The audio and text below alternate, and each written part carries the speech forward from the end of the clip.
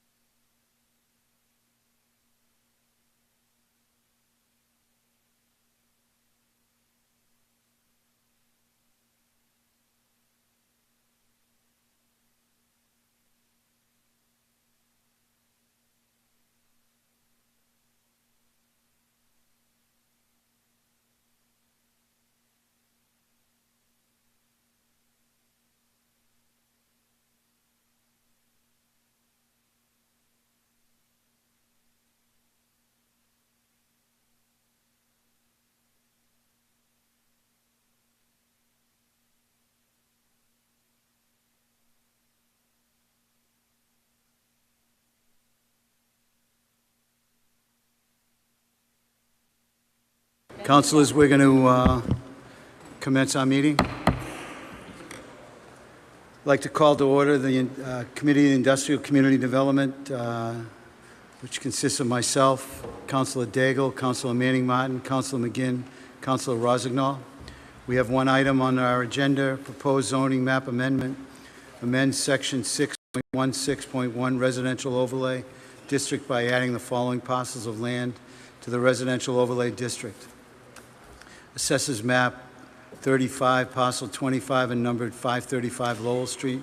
Assessors map 27, parcel 6A and numbered 8 Bourbon Street. As you know, councilors, or you may not know, but this is in front of the planning board, and I would like to see a recommendation from the planning board before we act on this. So what would the committee like to do? Pardon? We can have the applicant come up and, Actually, can we have the applicant come up, please?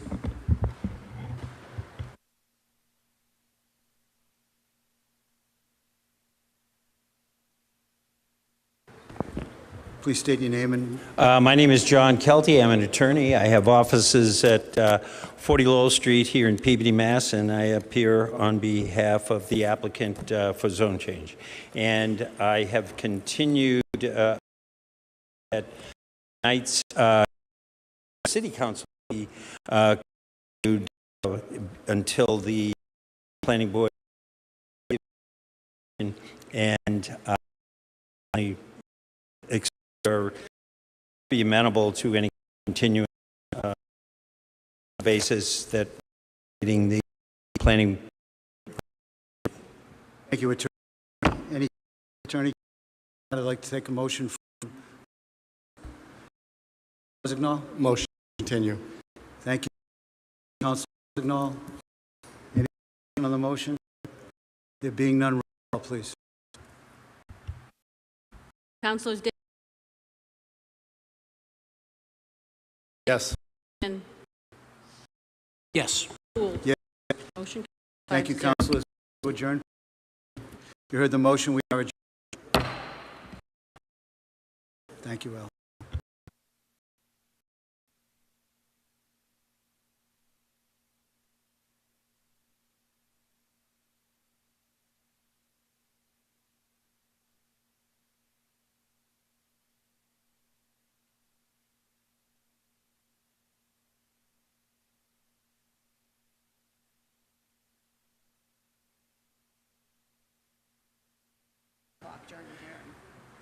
This is unprecedented. If you don't mind, the clerk has asked me to reconvene the meeting. Could I have all councilors reconvene the meeting, please?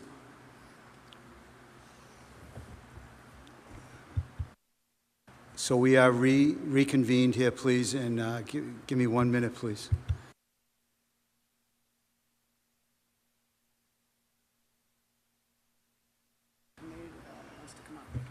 Okay. Councilor Kelty, Attorney Kelty, can you come up and have a discussion what your client is looking for, please? On the one you just talked about, yeah. We reconvened our meeting. Yes. Once again, John Kelty, 40 Lowell Street, Peabody, Mass.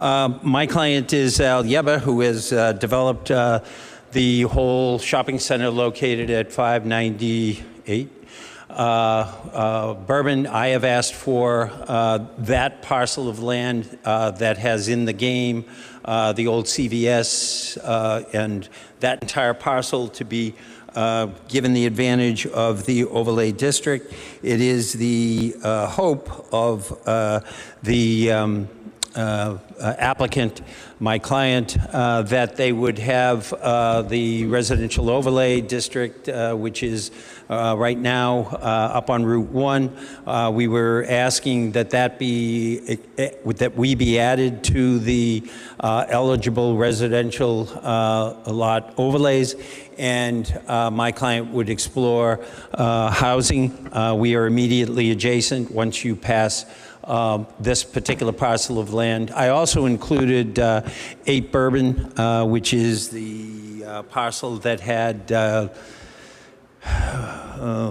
my client's offices are there, but I think it used to be Gambisi Law Firm. It's a long building. They've asked for the zone change. They have no intention of adding residential, but they were not opposed at all to adding that overlay district to their zoning. And my client would pursue residential use of that last parcel of land that sits just beyond, adjacent to in the game, and just beyond, correct, the restaurant. So that is the reason we're asking for it. Who am I talking to? Thank you, Attorney Kelty. Any questions of Attorney Kelty? We're looking to open this up in subcommittee, have a vote in subcommittee, and then we'll propose to have it continued in the full body. But any questions of Attorney Kelty? Mr. Bellavance, would you, Councilor McGinn? Mr. Chair, just administratively, is there a reason it can't stay in committee? I mean, we can open the hearing and in parallel have this in committee, awaiting perhaps the same body of information. I mean, After discussion I know with that the clerk. I know that we have a requirement under 40A to open a hearing under a certain timeline. The applicant is agreeing to a continuance, so perhaps we should ask the applicants if they can waive in writing that 40A requirement to relieve the time pressure that I think sensing we're under due to the summer recess. Clerk Danforth, would you like to weigh in on this?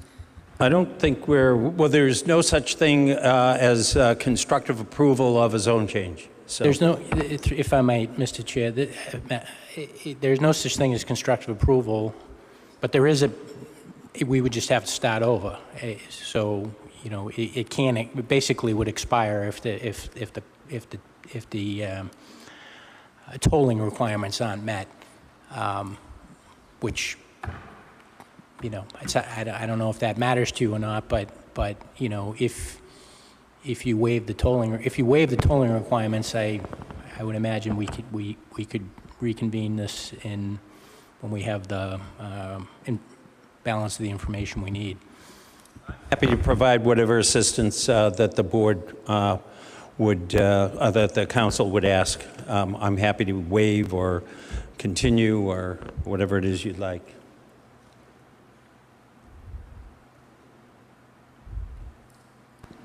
Mr. Chair, Councilor if I McGinn. might, yeah. So, again, I don't think it's, I don't think we have to have a recommendation one way or the other out of Industrial and Community Development to open the hearing. I think we can open and continue the hearing in session today. I think that the clerk would like to see that happen, I would imagine.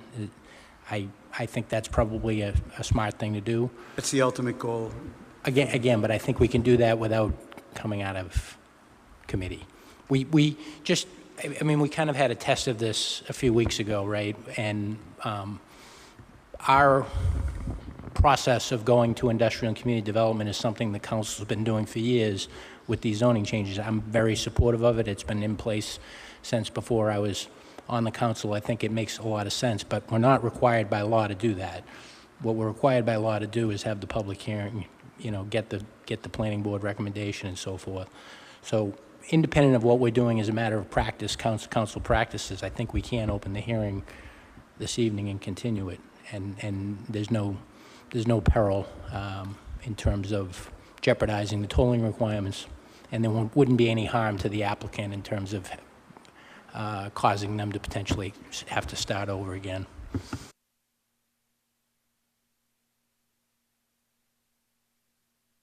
Okay.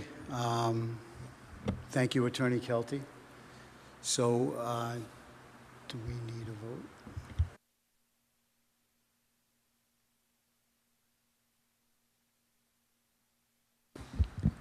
So, Counselor, since I've worked for the city, we've always had a reporter committee before we open the public hearing. That's always been the practice. And so that's the way we've done it. I completely agree. And as I said a moment ago, it's been the council practice since before I was on the council, so that would align with the time that you've been working here. My point is that that's not a 40A requirement, and 40A is what controls here. So we have done that as a Peabody City Council practice. Since there's no intent tonight to take action on it, there would still be time to have that reporter committee before we took action at a hearing in whenever that takes place in August or September. But that's, you're right. I'm also, I don't disagree.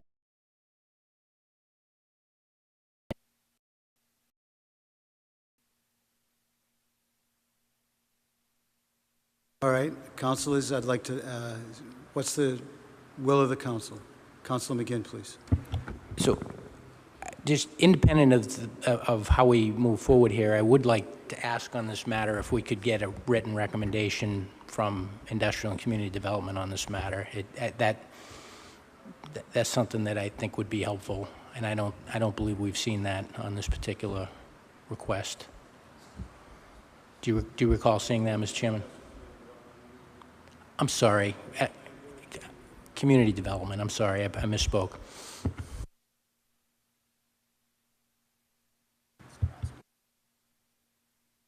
Councilor Rossignol, please. Are you making that as a motion, Councilor McGinn? I will. The reason for my question is because I agree with you, Councilor McGinn. This is basically two independent actions. We have to open it, the regular hearing, and that's completely separate than what we're doing right now in subcommittee. I don't think that that's a valid motion in subcommittee because ultimately I think that's a motion that needs to be during the hearing because that's where we need that information. I don't really, to be honest with you, I don't need industrial community development because just like the petitioner beforehand, they still need a hearing because this meeting is iron out any bumps in the road, but at the end of the day, it's not the necessary being, it's the hearing that is necessary. My opinion is I would hold that for when Councilor Gould reports out continued, and then you make the motion, council, because that's when the information is really vital and necessarily vital in. Yeah, through, I have that at all. That's, that we requested here or requested it into full council. I'd just like to see the information. If I may. Thank you, Mr. Chairman. Mr. Bellavance? Did you hear Councilor McGinn's motion? I didn't hear the motion, but I did. There isn't one, but there was kind of the bones of a motion there, and I've decided not to make the motion, but ultimately I would like to see some kind of a recommendation on this request from the Community Development Department. You'll be able to supply that, Mr. Bellavance? Yes, I believe there's a public hearing next week before the planning board, which we will put something together, and then that would most likely lead to a continued memorandum to the city council as well. That would be my expectation. Thank you, Mr. Bellavance. Thank you, Mr. Chairman. Councilor McGinn, would you like to make a motion in that regard? I think you may have been distracted there a moment. What Mr. Bellavance just said is that they're going to, if maybe you could come back up just to agree or disagree. I want to put words in your mouth, but what I think I heard is that based on the planning board outcome, there'll be a write-up of the results of the planning board and then some type of associated community development memo. Is that correct? Yes. So Thank you, Mr. Bellavance. Thank you, Councilor it's McGinn. forthcoming whether I make a motion or not. Thank you. So.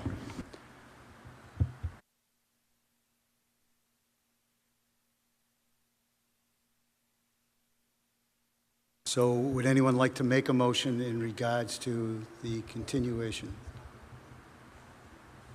Clerk Danforth is saying we need a motion. If it's just a motion to hold it in committee, could you do it, please? Motion to continue.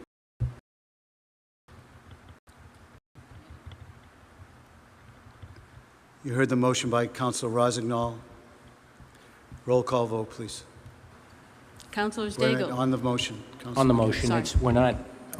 we don't, this is not a hearing, so we're not continuing, this is just to keep it in committee, is that, okay, thank you. Roll call vote, please. Councilors Daigle. Yes. Manning Martin. Yes. Rossignol. McGinn. Yes. Gould. Yes. Motion carries 5-0. So thank you for our unprecedented reconvening of a meeting. I appreciate your help, and we are adjourned. So moved.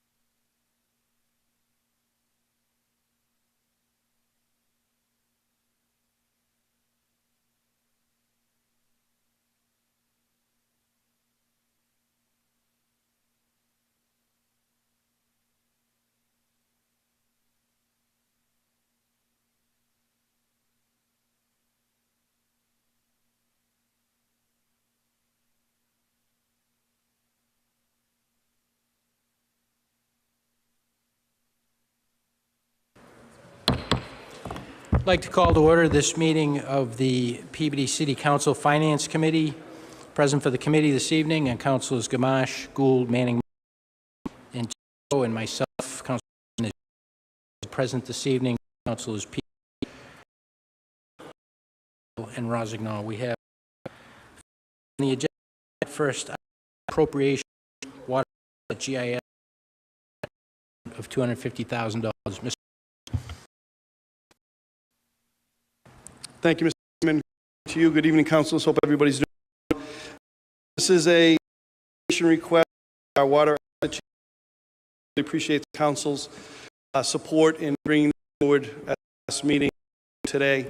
The reason for the urgency on this is because we have an opportunity to asking for approval for 1,000. However, there's a grant that we need the council to submit that would be 50. We believe 50,000 to in-house services beyond about $50,000 opportunity passed to try to bring this grant with $1,000 beyond the $50,000. This would allow us to up in distribution system costs for the city to map, digitize our, which we think will be able to then respond better to breaks and potential issues and plan capital in the future. We just think it's a system for us run digitizing of records and mapping our system in a much more efficient way. Happy to question Mr. Gingras, our director, and Will Pollitt's our acting services, who can probably give much more details on this than I can if there's any questions, but allow us to apply for this grant, and I believe it. Thank you, Mr. Mayor. Questions from the committee. Councilor Turner. Thank you, Mr. Chair. Mr. Mayor, I could either or if you wanted to. I think it's more of a finance question.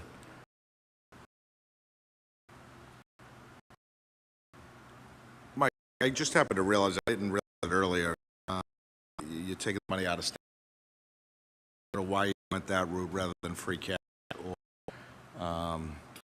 different reluctant to take stabilization. It's on the council, we've always referred to the stabilization fund as the rainy fund. I think we may get some rainy days, so I would just assume keep that money there. And I know there's the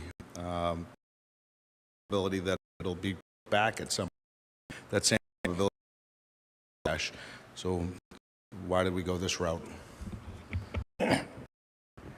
Thank you. This route, because no other on free cash June 30th. So the only way we could appropriate $250,000 would be stabilization. Okay. The time frame that we would get reimbursed if we were approved for grant and do this.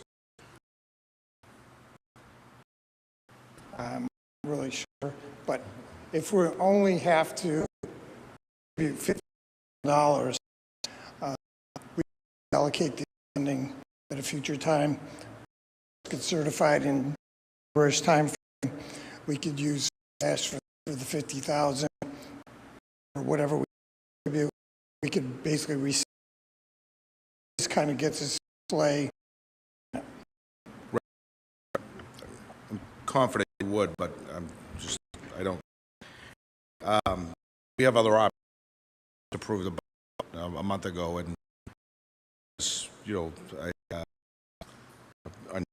I have $600,000, and that's why I asked how long, because I know the mayor will ultimately need that money throughout the year. But you know, if it's temporary, if it's a 1 month thing, why can't we just take it out of the existing budget? Use you know, have the mayor can transfer that money from. Forgive me, through you to Councilman McGinn, the account that under the mayor's budget, usually $500,000 or $600,000. I can't think of the name, and I hate to put you on the spot. Do you know the name of that line item? It's a budgeted reserve. Budgeted reserve. That's what I was trying to think of. So that I think was $600,000 this year. 4 or 5. Okay, so we could take the 250 out of there. I'm just my point is, I've never seen us take money out of stabilization other than one time that we're still paying back from 7 or 8 years ago at $125,000 a year because we wanted to get that money back in there. And then to see another $250 come out just makes me a bit nervous because as you and I have discussed, you know, I mean, the future's not the brightest looking financially down the road, not for the city, but for the country. And I would like to keep the stabilization fund where it is in the event that we have some serious issues next year. So with that, I'm hoping that you can find another funding mechanism. I think the best I can say is we're going to pay it back out of some source in the future, sometime late fall. So before the end of this fiscal year, you're committing to the fact that this will be paid back into stabilization. I'm totally confident, yep. Thank you very much. I appreciate it, Mike. Council, that's a good line of questioning, and I would commit to that as well. I get nervous with the stabilization as well, but I think the short-term plan, this will allow us to pursue that grant now, but I can commit to you as well that this will just be a short term. Thank you both very much. Other questions? Council Gould. I have no questions, but I'm ready to make a motion, Mr. Chairman. Before you do that, it's just kind of a follow-on question, Mr. Chingris. I guess, is there any reason we couldn't be looking at retained earnings? I mean, since this seems to be an enterprise expense. Same as free cash, retained earnings expires on June 30th, and we haven't closed out the books yet. It'll take until November, and retained earnings becomes recertified at that time.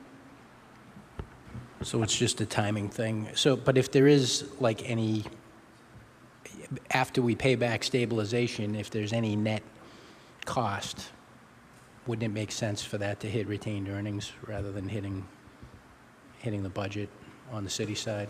Yes, if there's retained earnings to be appropriated, we could do retained earnings from the water or use some other source. Okay, thank you. Seeing no other questions, Council Gould. Thank you, Mr. Chairman. Ready to make a motion? Make a motion to transfer from account number 500,000,32150, stabilization fund, in the amount of $250,000 to account number 300-36750-53141-2023, the account Water Asset GIS Program, in the amount of $250,000. So moved, Mr. Chairman.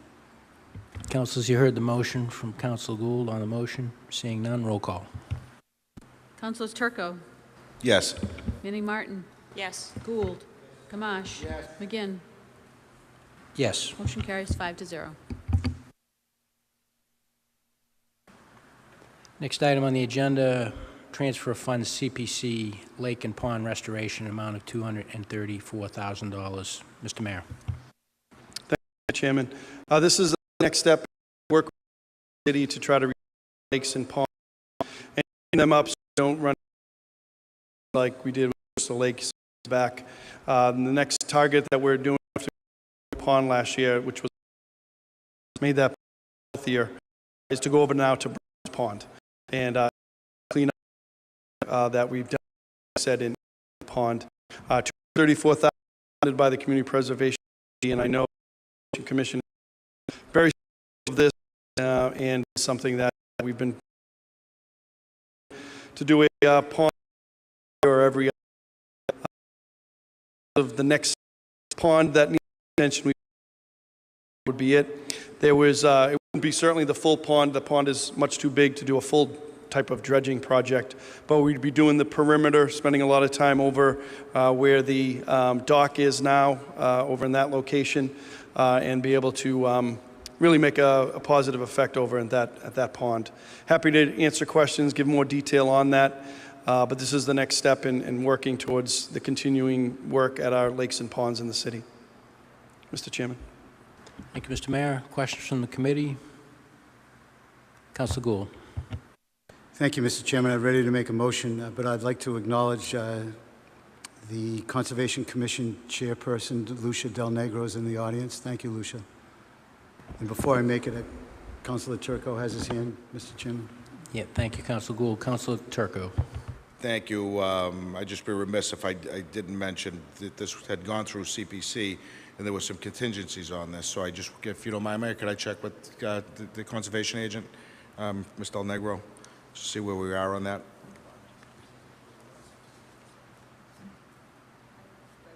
Yeah, just press it one time.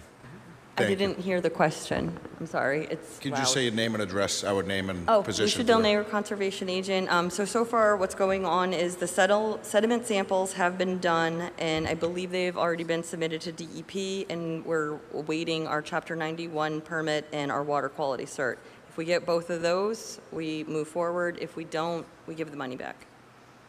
Okay.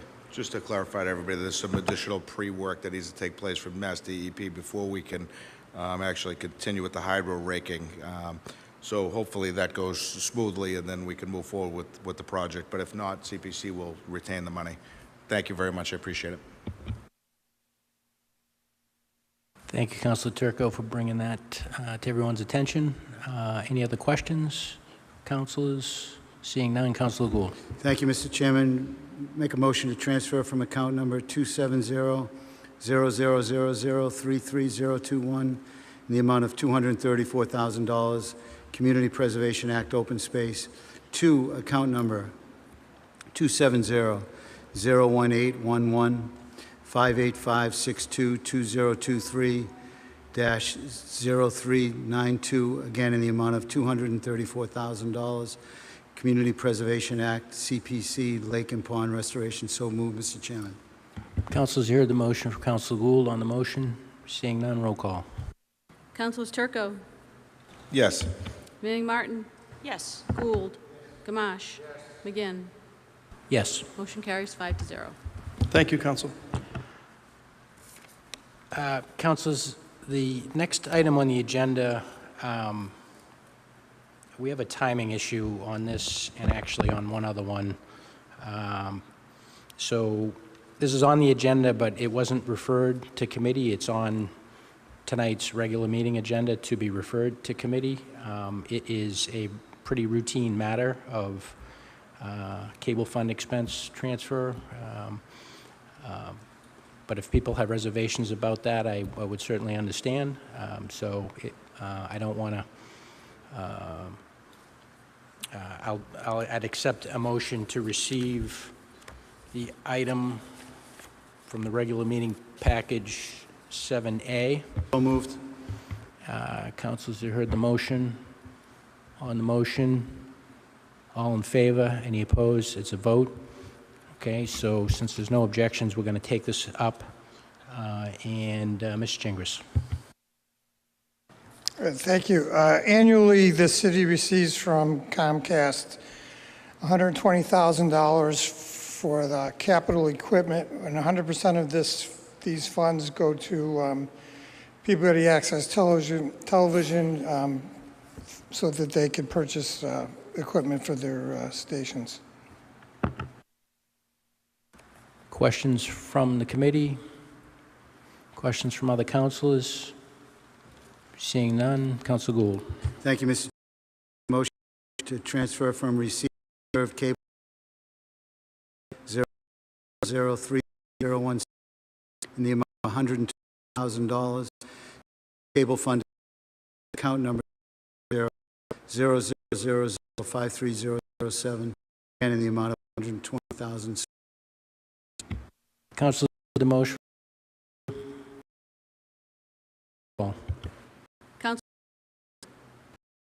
Martin. Yes. Gould. Gamache. McGinn. Carries 5. Yeah, hold on. We have one item in the regular pack tonight. Again, it's these tend to be same caveat. Anybody has objection, I just understand of us not dealing with this before the process is would hold this project and have access to funds until, if, and, yeah, I'm on. I don't, but I would like an explanation why this has happened twice when it's coming before finding without having gone through the submitted in time to come before get on the. So, on the case, it's just when we receive the information case, so that's understanding. There's nothing that the clerk or council could have done to change the timing. It's just running their budget over. They like to have access to the money, of course. With the vote on this, I don't know, Councilor Turco was the, yeah, late June. So the normal comes out as it goes into our package. So this is actually the first meeting vote. So it's just a fun. So in it up possible except of the consequences of not doing them, but it does not with our normal action. I would. I don't have an simply want to point out. Actually, this is this evening is a request for money out of the as due an exigency of a grant. So this is the evening. Really isn't, and there are large expenditures. Isn't really following proper lines and procedures. So I just want to note that, but I do not have an objection. Thank you. Yeah, thank you, Councilman Mann. I think the earlier one is a little bit different in that it came to the council at the last meeting as a late receipt. So, I mean, we didn't have it in the package, and I agree that that's not, you know, there could have been an objection there to take it in as a late receipt, but there was no objection to take it in as a late receipt, and it got referred that night. So, Sure. So we have had it since the June Yes. 22nd meeting. Yeah, I understand, but again, you're even using the word late receipt again, that we probably should start objecting to, because that's all I'm pointing out. Thank you very much. Yep, I am in complete agreement with you, Councilman Manning, on the process, and again, if anybody had any objection, I would certainly back off on this. But seeing no objection, I would accept a motion received from the regular meeting package, item 7B. You heard the motion from Councilor Gamache. On the motion, all in favor? Any opposed? It's a vote. Mr. Gingras.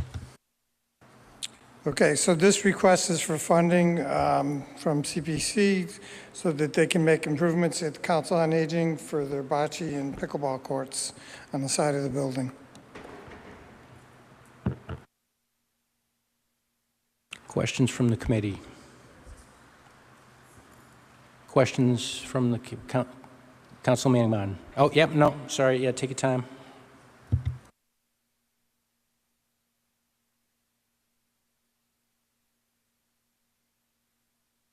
Again, for councilors that might be looking for this, it's in the regular meeting package, item 7B.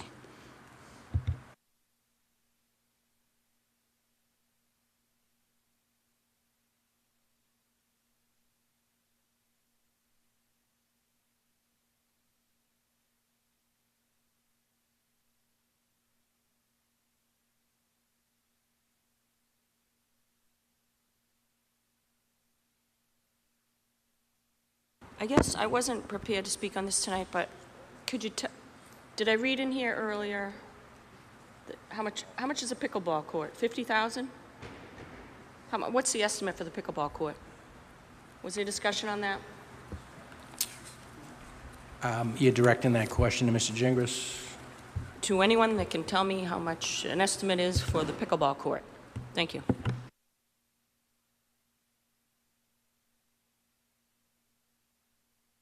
It says average will typically cost between 25 and And this is a request for 120,000 ball court are we asking for?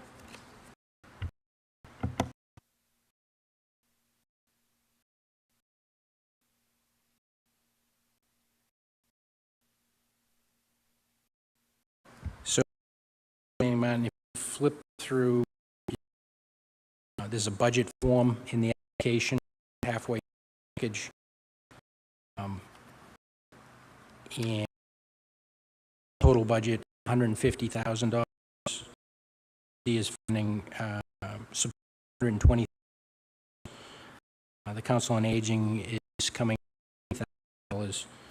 We've got $15,000 in for all and fencing, $50,000 in for a bocce court, $50,000 for a pickleball court, pickleball fencing, and artificial turf and dirt work, $27,000 for over $150,000.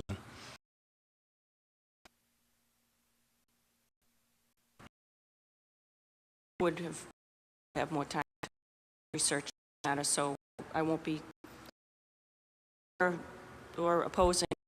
I just I have the process this evening. Councilors, any other questions from or other council?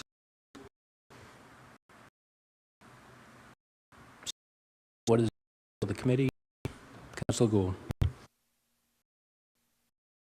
Thank you, Mr. Chairman. I'd like to make a motion to transfer from account 2700-33021 of $120,000 open space to account number 001-5862-2005, or again in the amount of $100,000 in account Community Preservation Act, CDC on Aging, create so move. Councilors, you heard the motion from Councilor Gould. On the motion, seeing none, roll call. Councilors Turco, Yes. Manning Martin, Present. Gould, Yes. Gamache. Yes. McGinn. Yes. Motion carries 4-0, one voting present.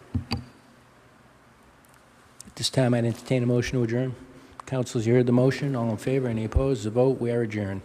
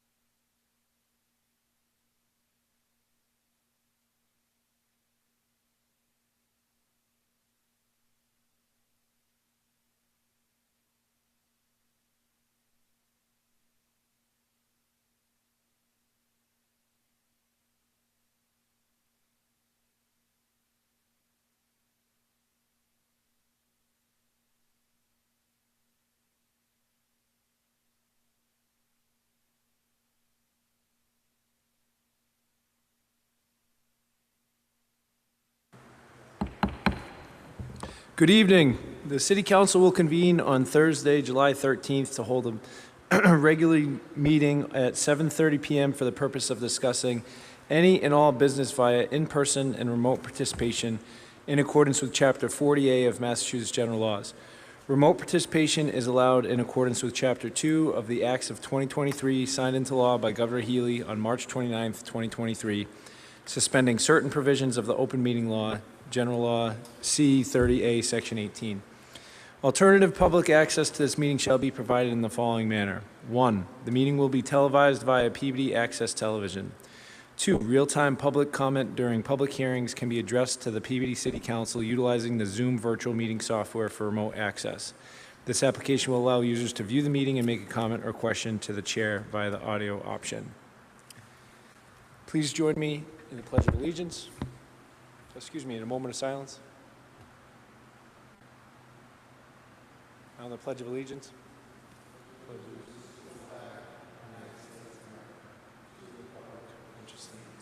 One nation, indivisible. Move approval of the record, Mr. President, from June 20th and June 22nd. So moved. Thank you, Councilor Gould. Councilors, you heard the motion from Councilor Gould. On the motion, any discussion? Seeing none, all in favor, any opposed? It's a vote.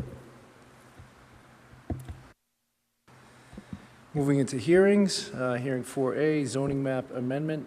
The clerk will now read the notice. Notice is hereby given that the City Council of the City of Peabody will conduct a public hearing on Thursday evening, July 13th, 2023, at 7:30 p.m. in the Frank L. Wigan Auditorium, City Hall, 24 Lowell Street, Peabody, Mass., and remotely via Zoom, in accordance with the provisions of Chapter 40A, Section 5 of the Massachusetts General Laws, to consider amending the zoning ordinance of the City of Peabody as follows. Section zoning map of the City of Peabody entitled City of Peabody Zoning Map, dated April 20, 2011, as amended as follows. By Section 6.16.1 residential, by adding to the residential overlay, Assessors map 25 535 Lowell, parcel 006A and 8. Section 2, all or parts of inconsistent repealed. Section take effect by law for remote MA on the homepage or contact the City Clerk's office. Peabody City Council. City Council. Thank you, Clerk Danforth. If the petitioner could approach the podium and let us know what you'd like to do. For the record, my name is John Kelty. I am representing the petitioner. I have offices at 40 Lowell Street in Peabody, Mass. It is my expectation or hope that inasmuch as the Planning Board has not yet made its recommendation, that we can continue this public hearing until I don't know, whatever the clerk would deem appropriate in either the late August meeting or your September meeting, inasmuch as the Planning Board will take this up next week.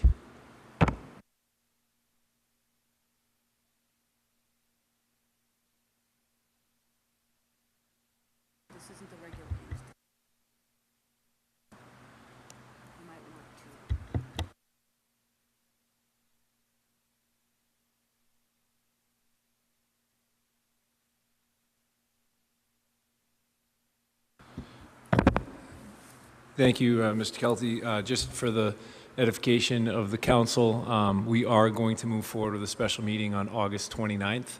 I think all of you are aware we have a number of items that have gotten pushed and pushed, so we need to be able to hear those. So we are going to move forward with a meeting on August 29th. And at that point, we can take this back up if the council so chooses.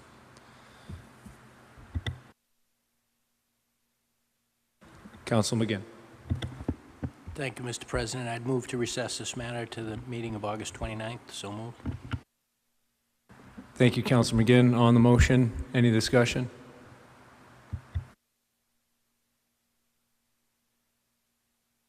Seeing no discussion, all in favor, any opposed? It's a vote. Thank you, councilors. Moving on to item 4B. Class 2 motor vehicle license transfer for DMC Auto. The clerk will now read the notice.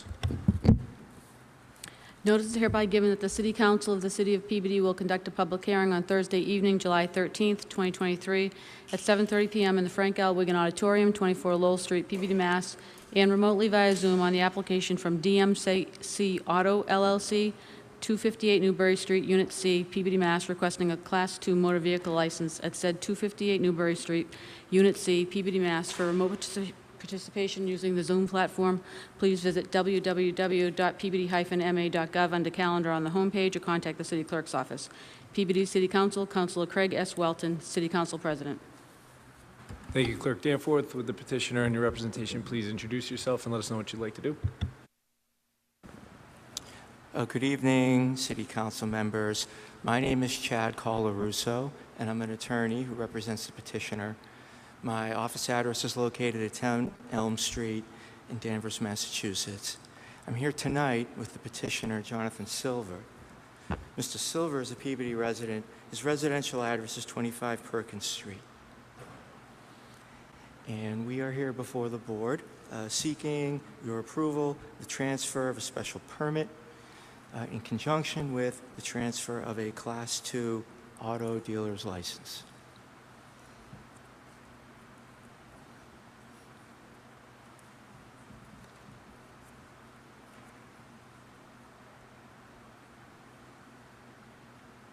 Thank you. Just a point of clarification on our end. The special permit was approved at our last meeting, so this is just in consideration for the Class 2.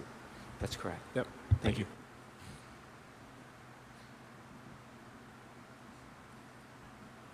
Thank you. Is there anyone in the audience who would like to speak in favor of the petition?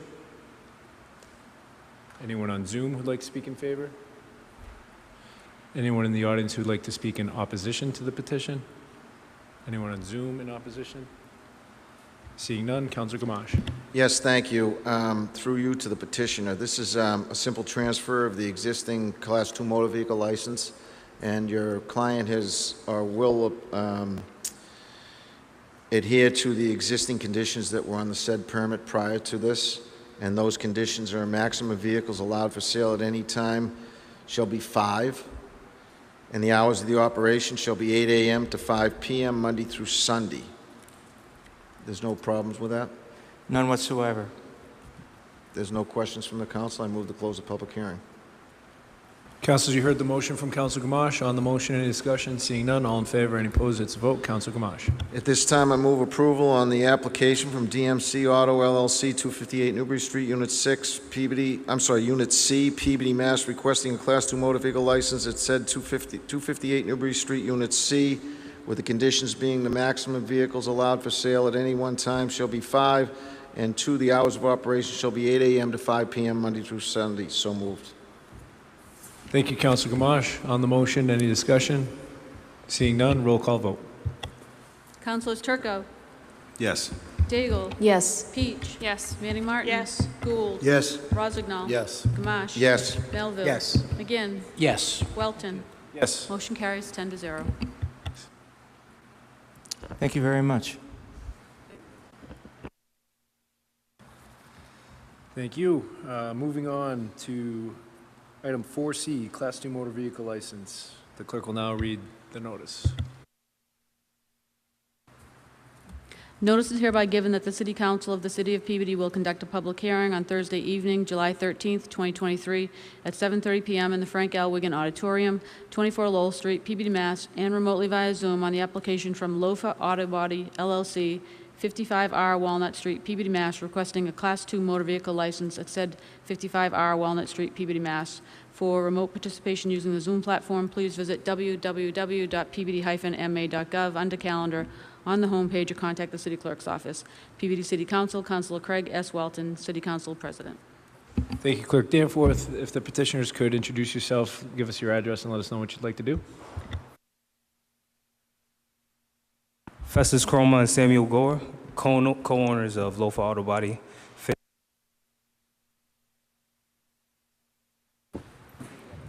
Press the button. Oh, just have to press. First time, sorry. Yeah, right. Yep, 55 Rear Walnut Street in Peabody, Massachusetts. My name is Festus Chroma. This is my brother Samuel Goer. We're both co-owners of Lofa Auto Body in Peabody. Great, and could you just explain what you're hoping to do? Well, we're hoping to transfer existing, special permit that's for a space that was already at that location. It's available because the current tenants had left, so we're trying to transfer it over to our address, which is in the proximity of the location. Okay, thank you very much. So much like the last petitioner, your special permit transfer was approved at a previous meeting, so we're here tonight for the Class 2 motor vehicle license. So, Okay. So thank you. Is there anyone here who'd like to speak in favor of this petitioner? Anyone on Zoom would like to speak in favor? Seeing none, anyone here who'd like to speak in opposition? Anyone on Zoom who'd like to speak in opposition? Seeing none, Council Peach. Thank you, Mr. President. Under suspension of the rules, move to receive item 8R and refer to this hearing. Councilors, you heard the motion from Councilor Peach. On the motion, any discussion? Seeing none, all in favor, any opposed? It's a vote. Councilor Peach. Thank you, Mr. President. Through you to the clerk before I continue. I just wanted to make sure, did these go to the fire department for response as well? Because we didn't get a response, so I just wanted to make sure it's actually sent to them. Yes, the request went out to all departments. Thank you.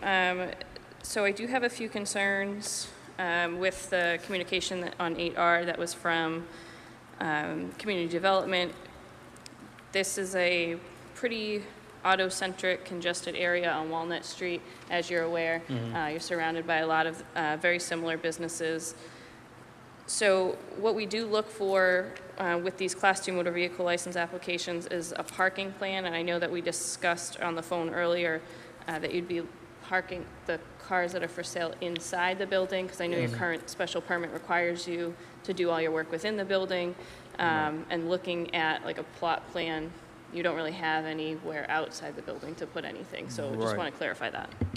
Well, the location we are already we have at least 8 designated spaces for our vehicles to park.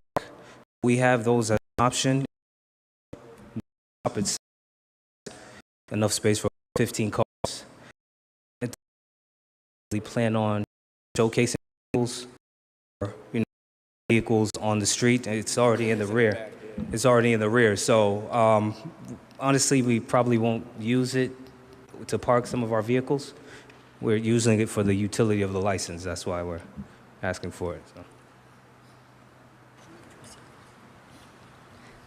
Thank you. Through you, Mr. President, to the applicant, is the plan really to just sell the cars that you're fixing, like on site? Or? No. What was the question? If we plan on fixing the vehicles. Yes. On site? Yes. Okay. Yes, on site. So the cars that we repair, we do plan on fixing them and selling those at the same time. Okay, and through you, Mr. President, to the applicant, so I just want to clarify that you wouldn't be having cars delivered to your site to then sell them like a car dealership does? No. I do want to get a response from the fire department. I know that Captain Dowling was away on vacation, so I assume that's the reason we didn't get a response. I know that there's been a lot of issues, specifically, I'm not saying with your company, but in this general area, there's a lot of complaints that have come for this area with unregistered cars parked on streets that are leaking oil into our catch basins. So I do want to, I'll open up to other fellow councilors, but I would like to continue this to our August 29th meeting so that we have time to get that response from fire to make sure that there's a correct plan in place for that, and that we can get an actual plot plan from you that shows us where those parking spots are, that we can give to our building department. So when there's ever an issue, a call that comes in, we know which ones are yours, we know which ones are the companies that are surrounding you. So that's really important for applications like this. So if there is a complaint, we know whose cars are whose and where your cars should be at. So I will make that motion if no other councilors have any questions. All our parking spaces have name on them. Right. Shop name Yeah, we do have designated spaces. I don't know if that changes anything. And if I could ask, how much does a plot plan weigh on the entire certification, and what's the use of the plot plan? Is it for inside the building, or would you need an entire plot plan of the building and those spaces? Through you, Mr. President, to the applicant, if you're planning, like for this application, based on the special permit that was transferred to you, is for only 2 vehicles. So we would need designated spots for where your employees park, and then also where these cars would be parked. Okay. If that's inside the building and you utilize parking within the building for either your employees or these cars, we would need both. But if you're just showing us that you have 8 spots outside and you're going to utilize that for these 2 cars and your employees, and that suffices with the size of your company. And you know, if you're customer facing, if you need a spot for your customers to park when they're bringing their cars in, I think it weighs very heavily on this. We don't typically approve these without them, because we've run into so many issues over the years of someone makes a complaint and then we don't really have anything on the books to actually enforce, like, no, you're not supposed to be parking your cars there, you're supposed to be parking them here. So we do need a plot plan with where the parking spots are going to be. On the previous application, it was really just a hand-drawn rendition type thing. But this won't get approved without that. So it is important to know where the cars are going to be parked.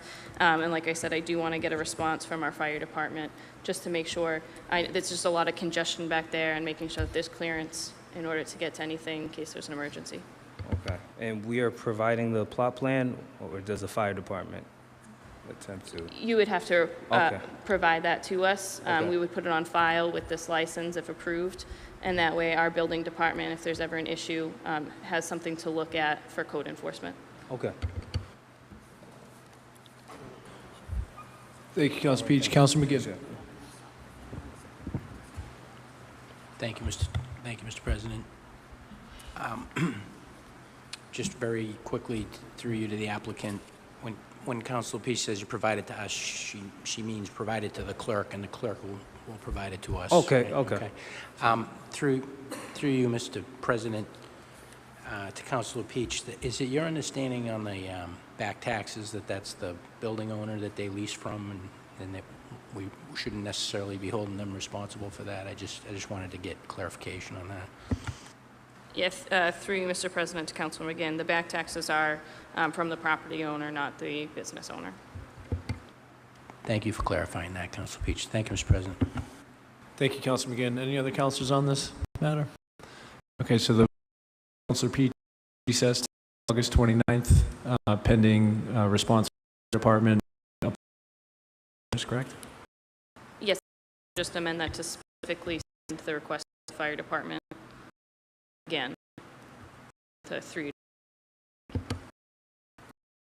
Councilors, you've heard the motion. On the motion, discussion. Seeing none, in favor, opposed, it's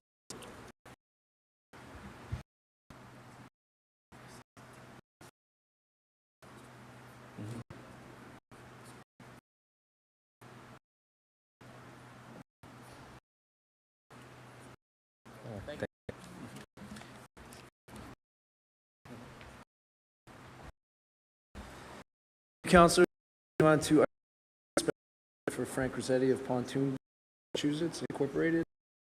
The notice. Notice the City Peabody Act Authority will hold a public hearing on Thursday evening, July 3 at 7 Galbigan Auditorium, 20 remotely via Zoom, on the application for Rossetti of Pontoon Boats, Inc., 1 Lakeview Avenue, Linfield, Mass. Permit to allow marine boat rentals in a R1 zoning district at Newbury, as filed with sections 4.2, 6.1, 15.7 of the Peabody zoning ordinance. For remote participation using the Zoom platform, please visit www.peabody-ma.gov under calendar on the homepage, or contact the City Clerk's office. Peabody City Council, City Council President. Thank you, Clerk. Forth, please reintroduce yourself and let us know. I'd like to go home. Thank you, councilors. My name is John Kelty. I'm an attorney. I represent Frank Rossetti, who is president of Pontoon Boats of Mass, Inc. Mr. Rossetti has been in business on the North Shore for a number of years. He is an accomplished real estate broker out of Lynnfield, Massachusetts. He resides in Lynnfield, and he operated this particular business for a number of years at Electronics Avenue in Danvers, Mass. He was desirous of getting better exposure. It's a relatively small business in the sense that he only seasonally is in operation, and he only stocks and makes available for sale boats on a more than seasonal, but the business runs most hottest in the spring and early summer and late winter. The opportunity arose for, as he was letting his lease go on Electronics Ave in Danvers, the opportunity presented itself to relocate at 108 Newbury Street. He has done so. He is able to be there without outdoor storage, and he has actually colored his windows. He has several boats that are in the inside of the premises. He has not exposed those to the premises. We've asked for a special in our special presentation that it is Mr. Desire 5 boats inside of the premises, little office space, and exposed seasonally in the premises. To be granted special permit. The difference you see today would be boats out versus contained,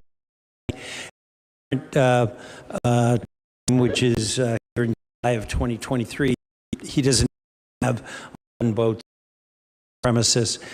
He managed to be able to sell some inventory. It's not at this time.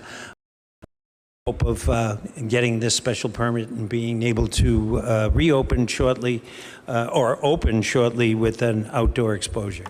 With that, I'm happy to answer any questions. Mr. Rossetti is here this evening, and we are collectively happy to answer questions you may have. Thank you, Attorney Kelty. Is there anyone here who'd like to speak in favor of this petition? Is there anyone on Zoom who'd like to speak in favor? Seeing none. Anyone here would like to speak in opposition to this petition? Anyone on Zoom would like to speak in opposition? Seeing none, Councilor Gamache. Yes, thank you. Jack, Mr. Rossetti's here. Could you just stand up so I can familiarize myself with who he is?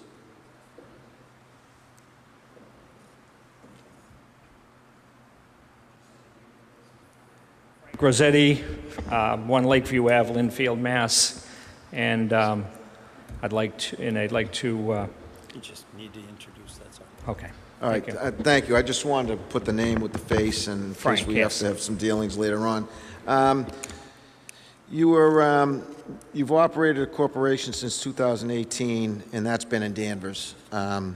So you're looking to have a total of 11 boats at any given time, 5 boats inside, 6 boats outside. The boats outside, those are going to be on as you're looking at the building directly next to the outbuilding Big Pig. Right out at the street level, out the street edge, there's parking space that used to be Hertz Rent-A-Car. Yeah, I know. Yeah, and that's where I'm they familiar with, and that's an easy place. There's plenty of parking spots there. And you have a lease for how many of them out front? With your lease agreement with I can put 6 out there at this point. Yes. Okay. And they're no larger than a large SUV. Yeah, The pontoon boats. I got a 27-footer, so I Right, know. that's about the largest. Yeah. That's the largest one we sell. Okay, and your hours of operation be 7 to 9, 7 days a week? Yes. Okay, I have no further questions. Thank you, Councilor Gamache. Councilor Manning Martin.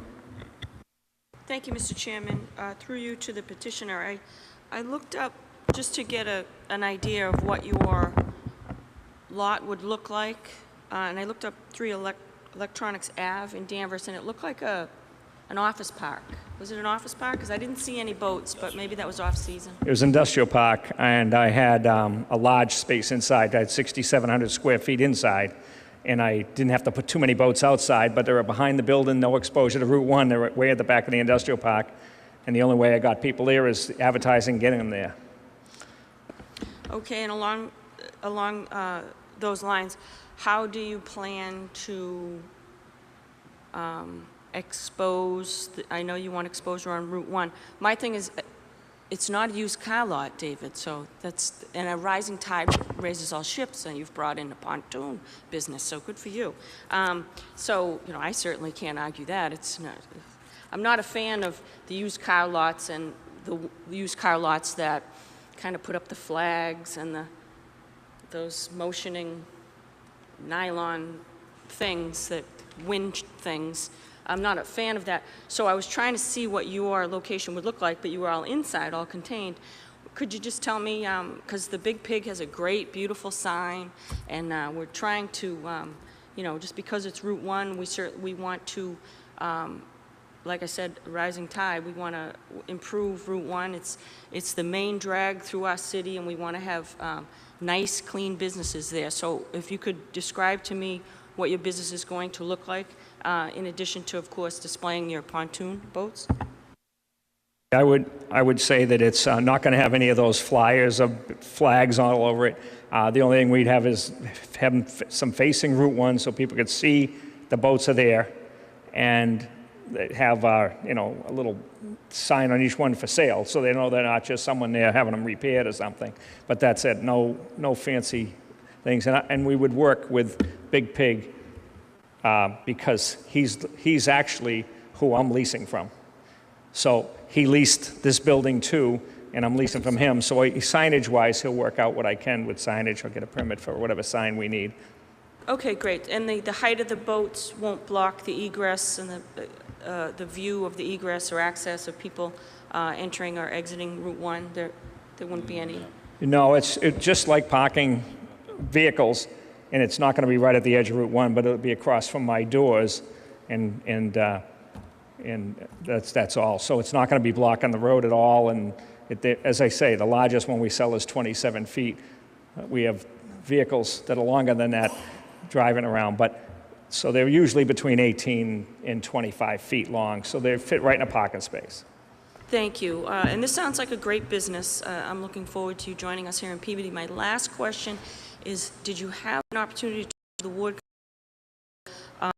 attorney to advise you of the issues of delivery of vehicles on Route 1, that not to stop the breakdown lane, the traveling lane?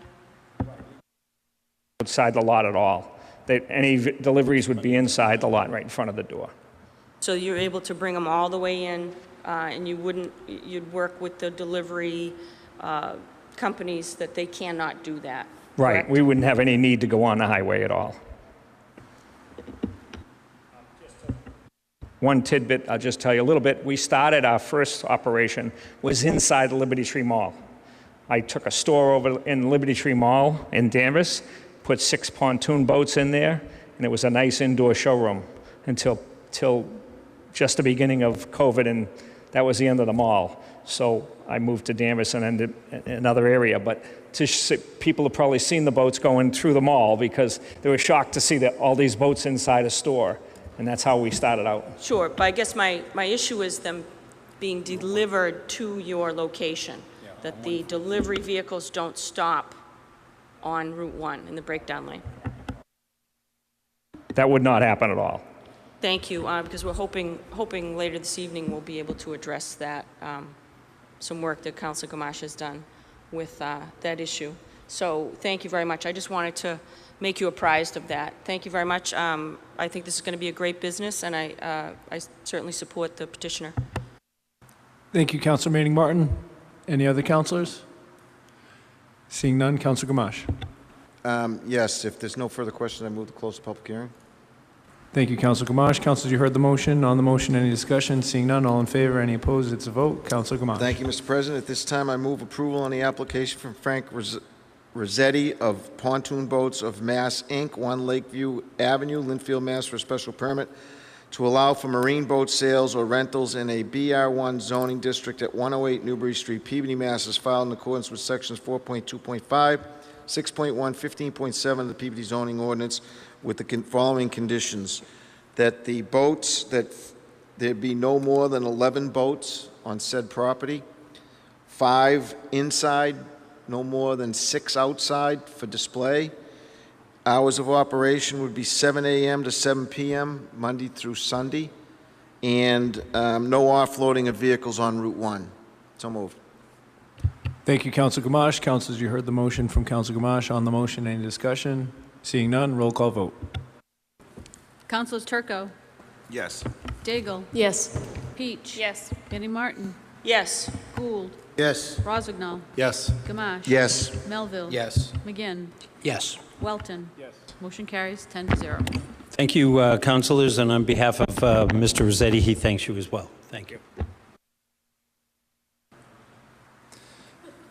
Thank you. Moving on to, before we move to item 4E, could I get a motion regarding late to communication? At this time, I move late communication number 3. I'm sorry, wrong one. Late communication number 2 under suspension of the rules. Thank you, Councilor Gamache. Councilors, you heard the motion. On the motion, any discussion? And that is a letter requesting that this, are we going to open it and then continue it, or are we just going to accept we will accept the recommendation for continuance of this until this matter till September 14th meeting. So moved. Councilors, you've heard the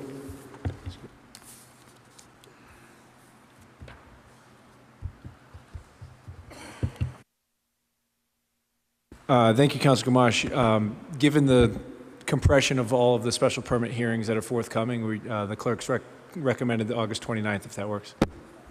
Okay. Councilor Manning Martin. Yeah, through you to Councilor Gamache. Councilor Gamache, you said the recommendation or the request? Okay. If you could, it's a request from the petitioner, not any recommendation. Yes, a Thank you. request from the petitioner to continue this to August 29th. So moved.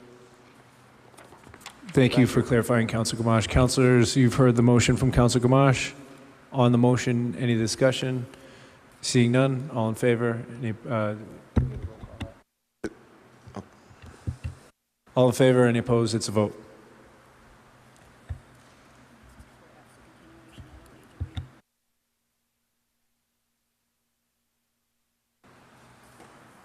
Thank you, councilors. Moving on to item 4F, a petition for Verizon New England regarding the installation of one joint-owned utility pole. If we could have the petitioner please join us at the podium. And if you could introduce yourself, provide your address, and let us know what the status of this is, that'd be great. Good evening, councilors. Name is Alexander, last name Marrero, M-A-R-R-E-R-O. I'm a resident of 17 Cross Street, Marlborough, Massachusetts. I'm an employee of Pike, P-I-K-E, Telecom and Renewables, LLC, an authorized contractor for Verizon of New England, Incorporated. Verizon of New England is hereby petitioning the City Council to erect a new pole to be numbered 8S on the public way known as Sutton Street, to be placed approximately 32 feet away from existing pole 8. This is being requested by Verizon of New England to provide support for existing pole 8 on Sutton Street. The new pole would be a 40-foot Class 2, and it will be placed in front of the residence located at 4 8th Street. I'm also here to answer questions at the commission.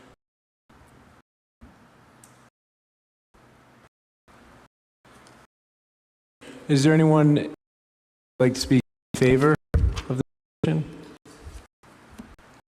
Anyone on Zoom who'd like to speak of the petition? Anyone here would like to speak in opposition of the petition? Zoom would like to speak in opposition? Seeing. Councilor. Thank you, Mr. President. I'm just I'm rechecking with the clerk. We did open this on the 22nd. Yes. No issue with this request. I do have concern with the pole across, which is not before.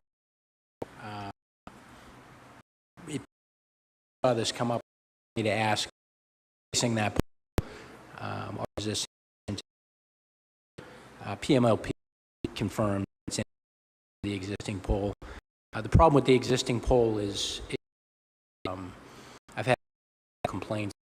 The number of auto accidents that have involved that pole for years. I asked to look at it, and they said that the supports concern with the neighbors that existing pole. So again, their pole before from PMLP is that this added some put by high wires. It hurt the situation. I don't lose sight of that we have the street. PMLP, and this is not an LP here. It's until who's before us here is in the Verizon area. The city, as most know, PMLP has responsibility for some of the poles, primary responsibility, and Verizon has primary responsibilities in other areas. This is a Verizon area, but they ultimately share the pole. PMLP did take a quick engineering look at that pole across the street and determined that it would be very difficult to move it. So what the police department's recommended is that we install a guardrail around the pole to protect it. I've asked DPS about that, and I got confirmation from the acting director that they will do that evaluation, and hopefully we'll get a guardrail around it. So all that is just basically context about the pole across the street. It really doesn't have any bearing on this particular pole, but I just wanted any residents were noticed about this pole that live in the area. They may have the same concerns that I had, that, you know, why we're not doing anything about the problem pole. It is the city's intent to do something about that problem pole in terms of adding some protection around it. With all that said, the application that's before us, I have no objection to. I intend to support it, and with that, I'd open it up to other councilors. Thank you, Mr. President.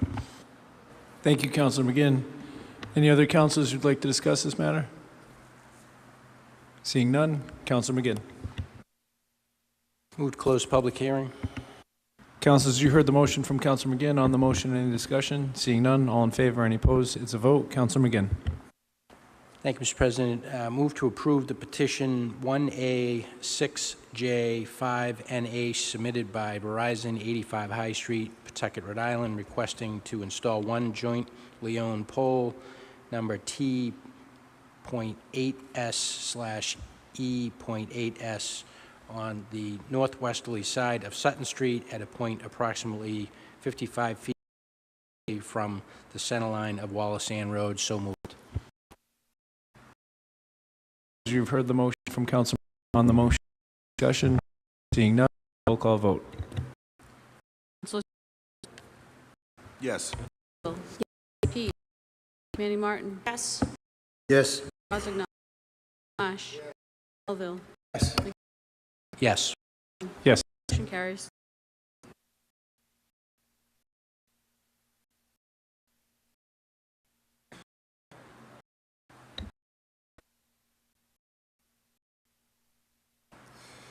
Thank you, councilors. Moving to 4G, recessed on June 22nd as well, so we're not going to read the notice. We're going to open it. Class 2 motor vehicle license for sorry. Business at the Depot. If you introducing yourself and letting us live and what you'd like to do. So, my name is Peter. address. I own Mandelise Auto Repair, DBA, Tire Depot, and Auto Service. I changed the name just for that reason. No one could spell it or say it. So last month, I applied for a used car license, and we found some problems that we found a solution to. There was some clerical error that the mail wasn't sent out to the right address, and now that's fixed. It's being sent out to the accountant's office. Oh. Okay. So all the mail going forward is going to go to the accountant, and they'll take care of everything else. And made a payment to the back taxes that was owed, $2,100, and going forward will be a payment arrangement. And yeah, if it gets approved, we can pay off the whole thing by the end of the year. It'll be additional income to my business, and we should pay it off no problem by the end of the year. Thank you. Is there anyone here who would like to speak in favor of the petition? Anyone on Zoom would like to speak in favor? Anyone here would like to speak in opposition? On Zoom? None. Councilor Peach. Thank you, Mr. Suspension of the rules. Move to receive item through to this hearing. Peach, Councilor, heard the motion. Any discussion? Seeing any opposed, vote. Councilor. President, under the rules, receive item late 4 and late 5 and refer to this hearing. Thank you, Councilor Peach. Councilors, you heard the motion. On the motion, any discussion? Seeing none, all in favor, any opposed, it's a vote. Councilor Peach. Thank you, Mr. President. Over the last few weeks, since our June meeting, I've been in communication with the applicant as well as our city treasurer. So the applicant, late 5 is communication from the city collector that the applicant is paid current on any personal property taxes that are held in the city collector's office. And late 4 is communication from the city treasurer with the total amount that is currently in tax title. So I've discussed with the treasurer and I've discussed with the applicant that he will be making payments, regularly monthly payments, and this balance will be paid by the end of the year. And I do look to move forward with this tonight and approve it under the condition that payment plan is followed. And I've been in discussion with the treasurer that if the payment plan is not followed, we would have a show cause hearing, would revoke the license. So this is truly, if you see in items 8B through E, to summarize, Councilor Manning Martin reached out to the city treasurer and the city collector to kind of figure out what happened. The applicant was a bit caught off guard with the owed taxes that were reported when applying for this. There was some clerical issues with the business license having the wrong address. Willard Street, as I explained in our last meeting, is a bit crazy. They're all, I think they're all one Willard Street, and then they're units as you go down. The one tax for, so he owns 2 properties, and the tax for one was going to the correct address, and the tax for this property, the bill was going to a different address, so his accountant was not receiving it, therefore never paid. So I think this is a good plan. This brings in, gets the taxes corrected by the end of this year, and it allows this business to move forward and generate additional income. So I do ask the council for your support on this. Thank you. Thank you, Councilor Peach. Any other councilors who'd like to discuss this matter? Seeing none, Councilor Manning Martin. Thank you, Mr. Chairman. As a courtesy to the petitioner, I'd like to make a motion to send those communications described by Councilor Peach, 8B, C, D, and E, which are communications from me to the treasurer and the collector, to the accountant at 12 Beaman Road, Peabody. I think it's communication that would behoove the petitioner to have moving forward in case there are any issues in the future. So I'd like to make that in the form of a motion. So moved. Thank you, Councilor Manning Martin. Hold on one second.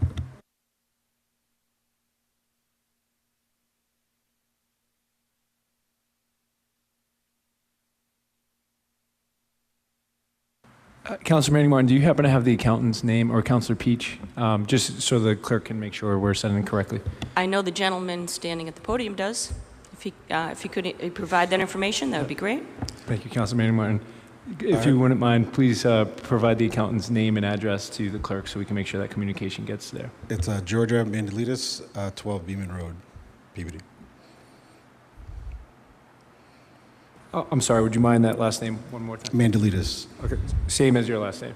Yeah. Got it. Yeah. Thank you. Councilors, you heard the motion from, Councilor McGinn on the motion. Thank you. Through you to Councilor Manning. I didn't hear late 4 and late 5. I think they should get it all right. Can you add that to your motion as well? I sure can. Thank you. As stated by Councilor McGinn, please add those. Thank you. Thank you, Councilor McGinn. Thank you, Councilor Manning Martin. On the amended motion, any discussion? Seeing none, all in favor, any opposed, it's a vote. Councilor Peach. Thank you, Mr. President. Move to close the public hearing.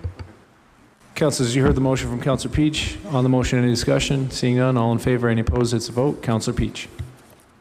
Thank you, Mr. President. I move to approve the application from Mandelitas Auto Repair, doing business as Tire Depot and Auto Service at 1 Willard Street, Units 11 and 12, Peabody, Mass., to approve the Class 2 motor vehicle license at said 1 Willard Street, Units 11 and 12. So moved. Are there any conditions you'd like to include in that? Yeah, I would. Thanks. I'm trying to get home. With the condition that the applicant will make regular payments for their property that is in tax title to the Peabody City Treasurer, and have this paid in full by the end of the year. So moved. Thank you, Councilor Peach. Councilors, you heard the motion. On the motion, any discussion? Councilor McGinn. Thank you, Mr. President. Through you to Councilor Peach. Would you mind adding the health input as well?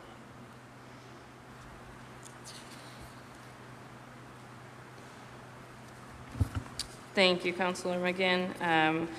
This was discussed in our meeting in June, but the applicant must have a plan, which they do, to prevent accumulation of water and tires stored on the exterior of property. Tires, having trouble reading Sharon's writing.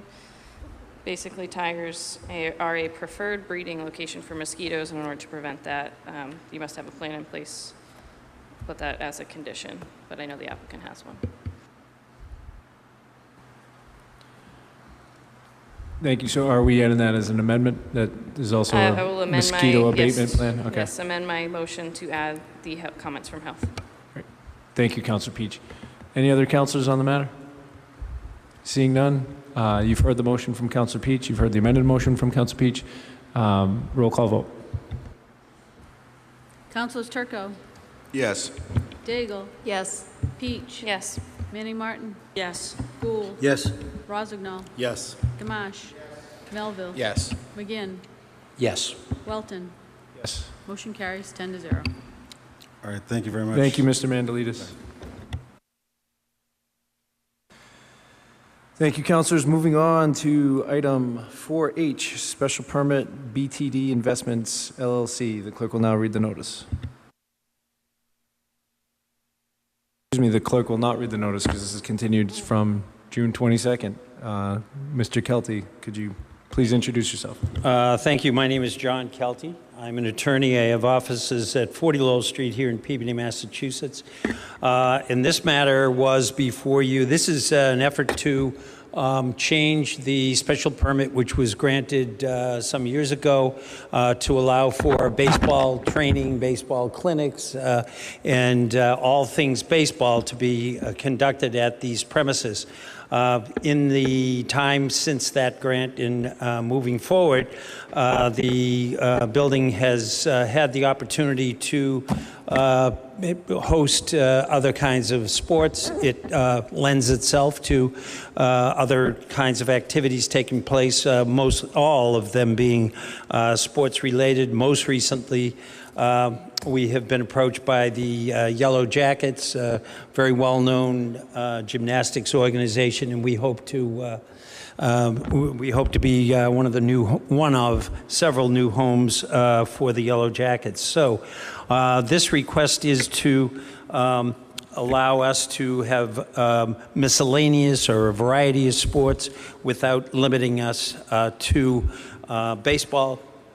And at that last meeting on the 22nd, we followed that up with a meeting on the site with the neighbors, in which we were able to discuss certain concerns that they had about what were viewed as potential or actual violation of when some of the construction was conducted. We agreed to abide by our rules with respect to construction and our hours of operation. And we've supplied to a variety of our neighbors contact phone numbers so that if there was anything taking place on the premises, they could be directly in touch with my client, Tom McNamara. And we are also mindful of the fact that the Board of Health has suggested that if the business intends to offer any sports camp programs, they will require further permitting from the Board of Health. And I think that has to do with maybe Corey and some other requirements that are necessary for conducting summer camp for children.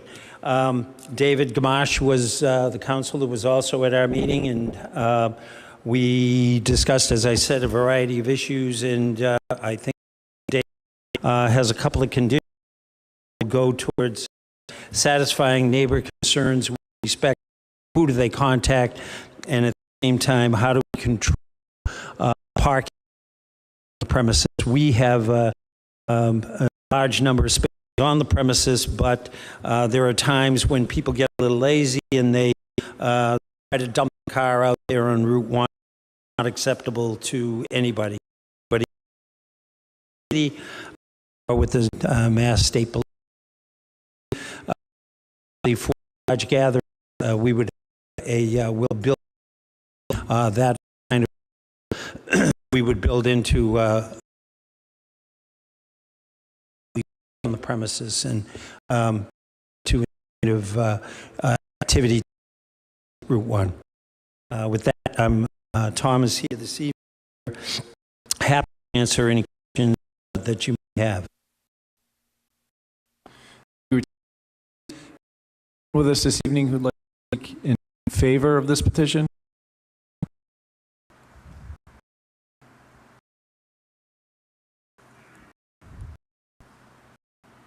Don't mind joining us up here at the podium and introducing yourself. Thank you. And providing your address as well.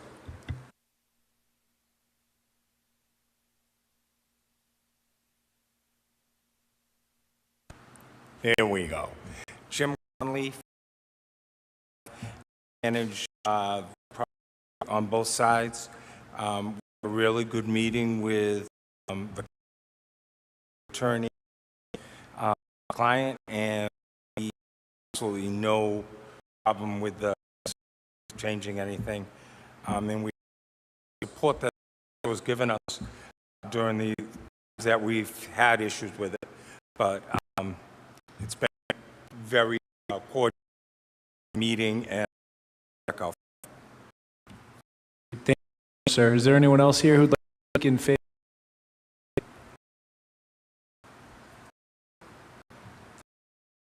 Thank you, miss. If you wouldn't mind providing your name and your address.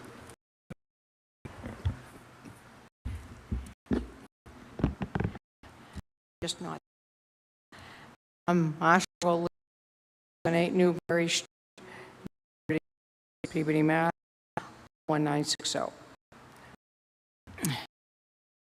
I couldn't resist being able to come up and speak to you all again.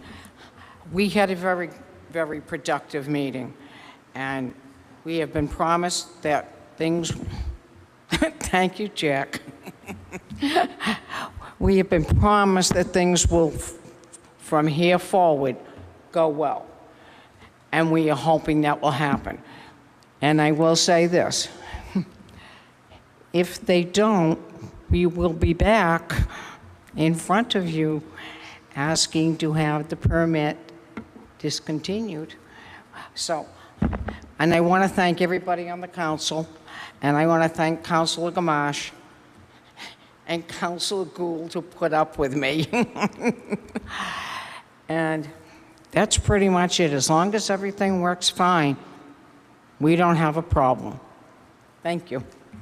Great, thank you, Ms. O'Leary. Is there anyone else who'd like to speak in favor of the petition?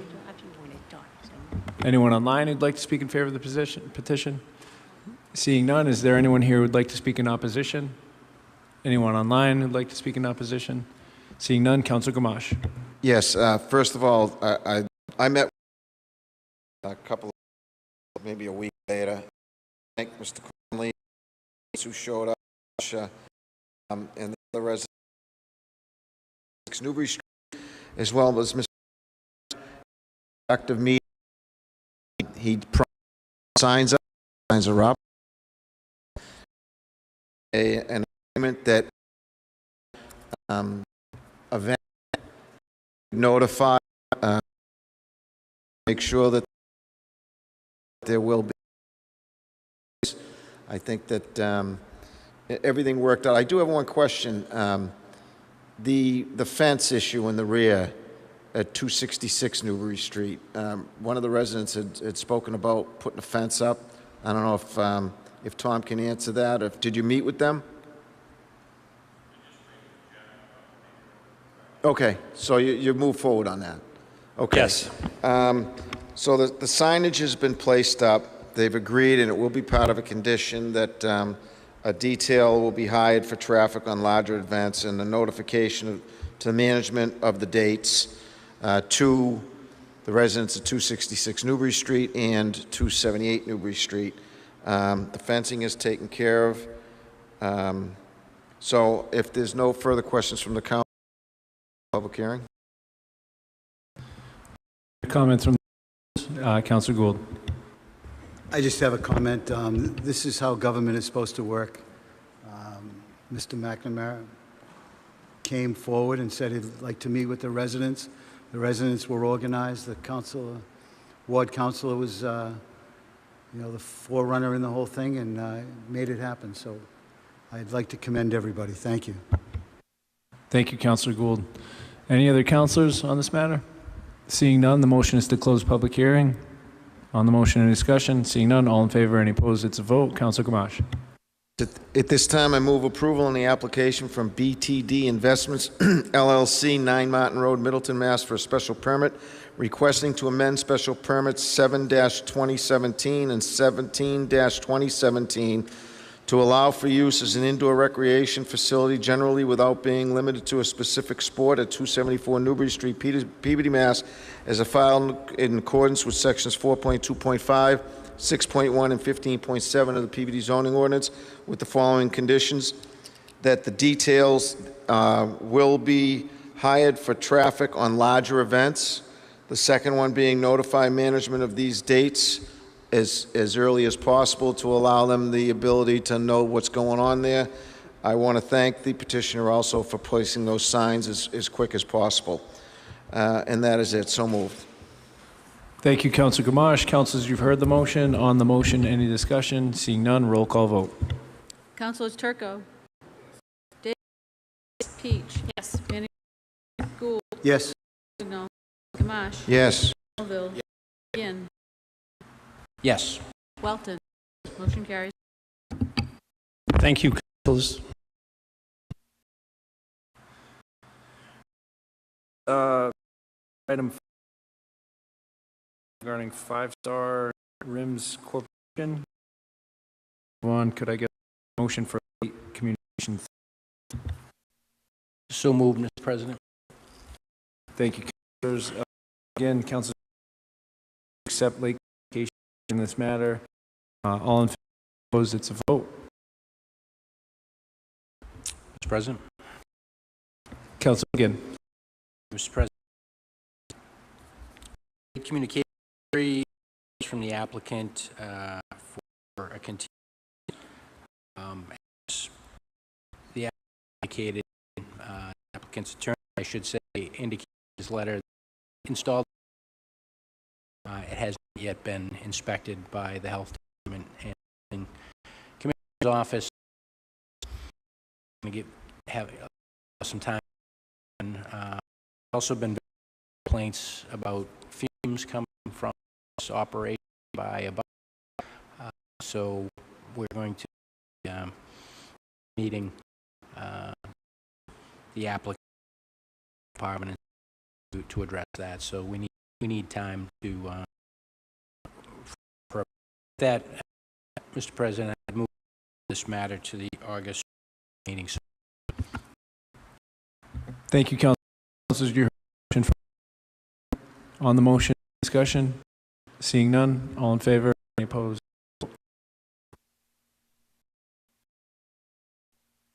Moving on to item 4, special permit for the Newberry LLC. The clerk will now read this.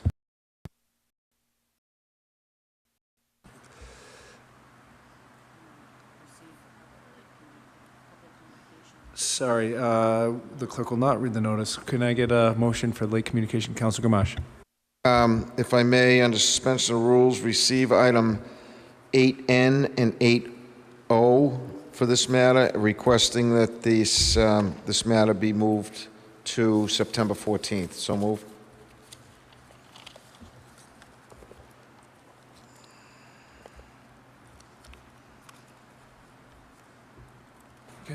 Thank you, Councilor Gamache. If there's any flexibility on the date, it looks like August 29th would be preferable, just based on what we have for that September. Is that okay for the petitioner? That's okay. fine. The 29th. Great, thank you. Councilors, you've heard the amended motion from Councilor Gamache. On the motion, any discussion?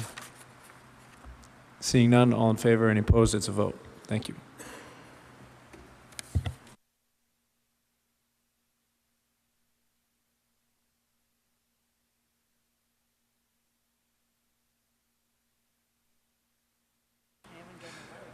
Thank you, councilors. Moving on to item 4K, special permit for 180 Newberry LLC regarding sale of automobiles.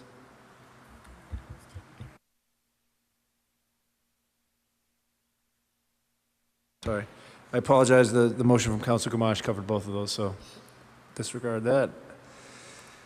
Okay, moving on to item 4L, special permit A&P Borges LLC. The clerk will now read the notice.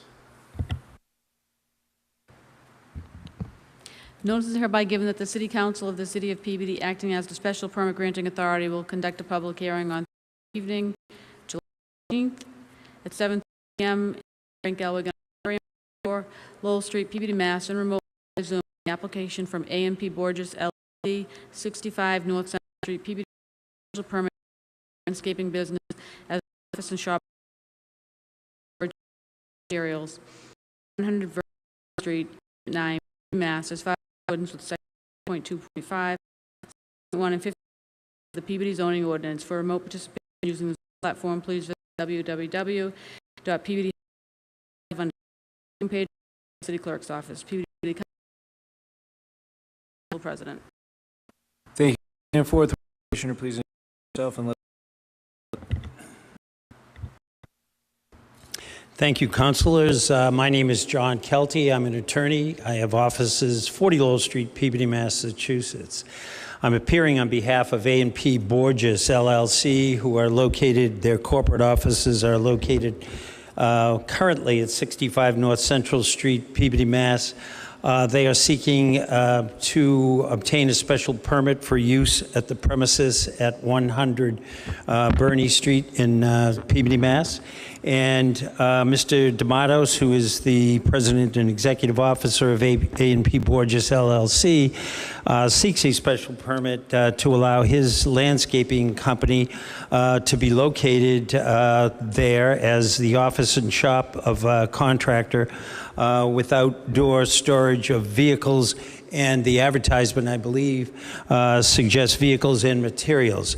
We have since, in discussions with both my client, with some of the other tenants in the building, and after hearing from several neighbors, we've withdrawn the portion of this application, which is to entertain storage of outdoor storage of materials such as salt, rock, gravel, mulch, et cetera. So the only outdoor storage at the current time will be outdoor storage of motor vehicles that will not fit in the inside.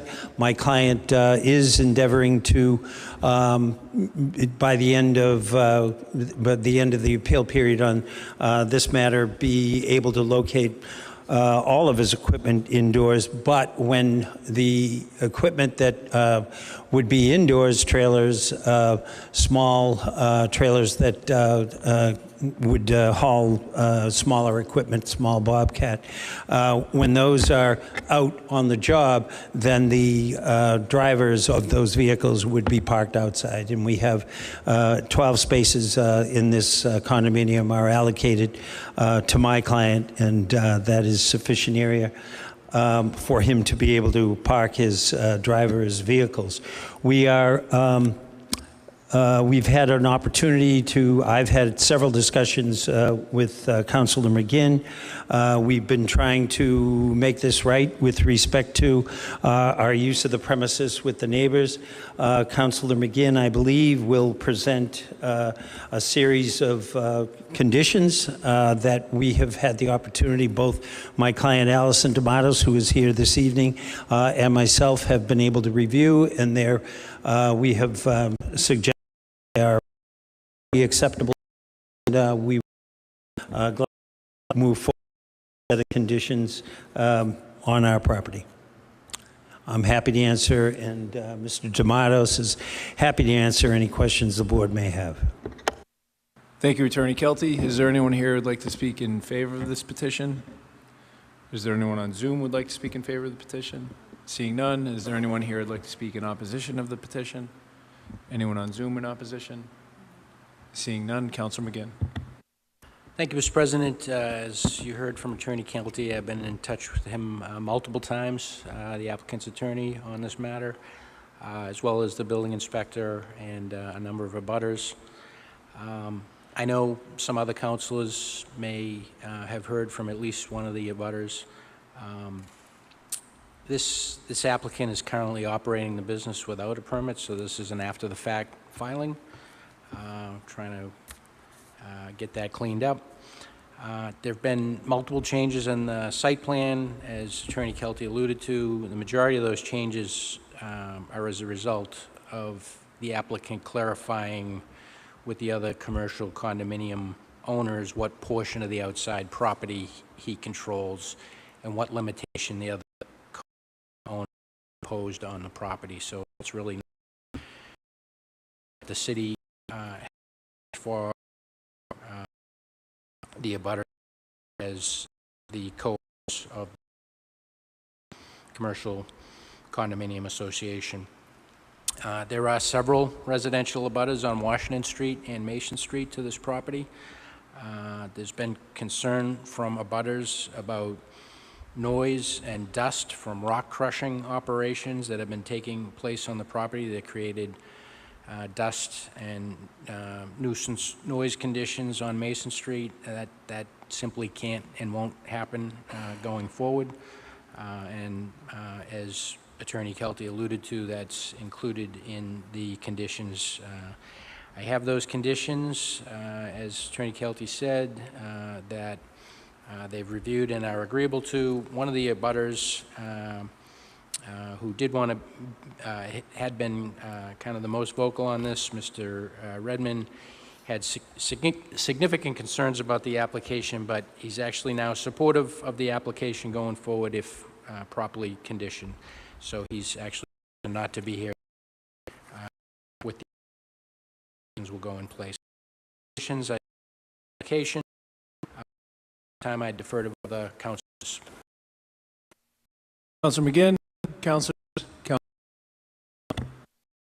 Mr. What mentioned, I had received. Well, I also for some time, and to say that between the applicant for working with the neighbors, getting to a good operation that will to the neighborhood, and know he's a good businessman. It's various charities within. I think asset to have getting at that. There's a lot. Calls that I received was on a number of the issue building department working with on a number of these that are working. I think this is a direction for that. Thank you, Councilor Melville. Are there any other matter? None. Again. Thank you, Mr. President. Move. Councilors, you heard the motion from council on the motion. Seeing none, all opposed, it's President, move to approve the application from A&P Borges, 5 North Central Street, Peabody, to conduct as an office and up contractors with outdoor storage of 100 Street Unit Mass as filed in accordance with 4.2, 6.1, and 15. of the Peabody ordinance with the following conditions. In accordance with a 6 and fence shall be erected and maintained at the as indicated in the plan portion of the property shall to a storage limited to storage of vehicles overnight and vehicles in the day utilizing the parking space indicated on the plan and operations including equipment maintenance and repair to be conducted by the as indicated on commercial condominium common property control use purpose associated with this. There shall be no rock or other training activities conducted on the property in accordance with the guidance. Applicant must ensure to capture and dispose of landscaping product and other potentially hazardous materials. Landscaping materials stored in the building must be prevent nuisance conditions, dust, odor, and rodent. There should be no storage of junk, scrap metal, rags, waste paper, and hazardous materials. Liquor require storage permit and shall, and there should be individual flammables with permit, trash and refuse in a dumpster on site. In accordance, hours of operation will be Monday through Friday, 7 a.m. p.m. All reference in our site plan 2023. So moved. Thank you, Councilor McGinn. Motion from Councilor McGinn on the motion. Any discussion? Seeing call vote. Councilors Turco, Yes. Daigle. Yes. Peach. Yes. Manning Martin. Yes. Gould. Rozignol. Yes. Gamache. Melville. Yes. McGinn. Yes. Welton. Yes. Motion carries 10-0. Thank you very much, councilors. Thank you, councilors. We're now moving on to reports of committee with Councilor O'Neill absent this evening. Councilor Melville.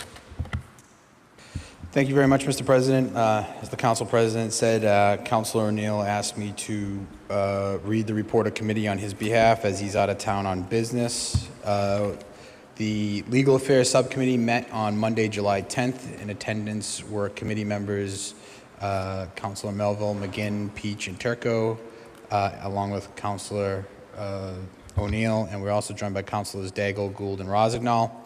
First item was a request to lease or purchase 2023 Pierce Custom Fire Pumper.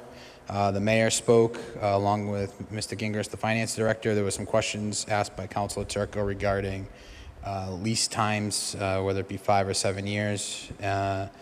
And ultimately, the discussion led to a motion by Councilor McGinn. The following motion of the mayor to enter into a lease agreement greater than 3 years for the lease of a $82,920 2023 Pierce fire pumper. Motion is 0, and I now bring that before the council for a vote. So moved. Thank you, Councilor. Councilors, you've heard a motion from on the motion. Any discussion? None. Roll. Councilors Turco. Daigle. Yes. Peach. Yes. Manning Martin. Gould. Gamache. Yes. And Yes. Welton. Motion 0. Councilor Mel. Next item, the Central Street Corridor project that is, and there are 3 property easements, including 24 and 109 easements over 87 parcels for $626,300. City Council approved a in funding for this project related to the and work. Council authorization sort of would be the next step in the project. Attorney Khan laid out the process along with the various that residents. The next step after the council approves the order of taking, letters go out to the partners regarding the actual process, and so that they can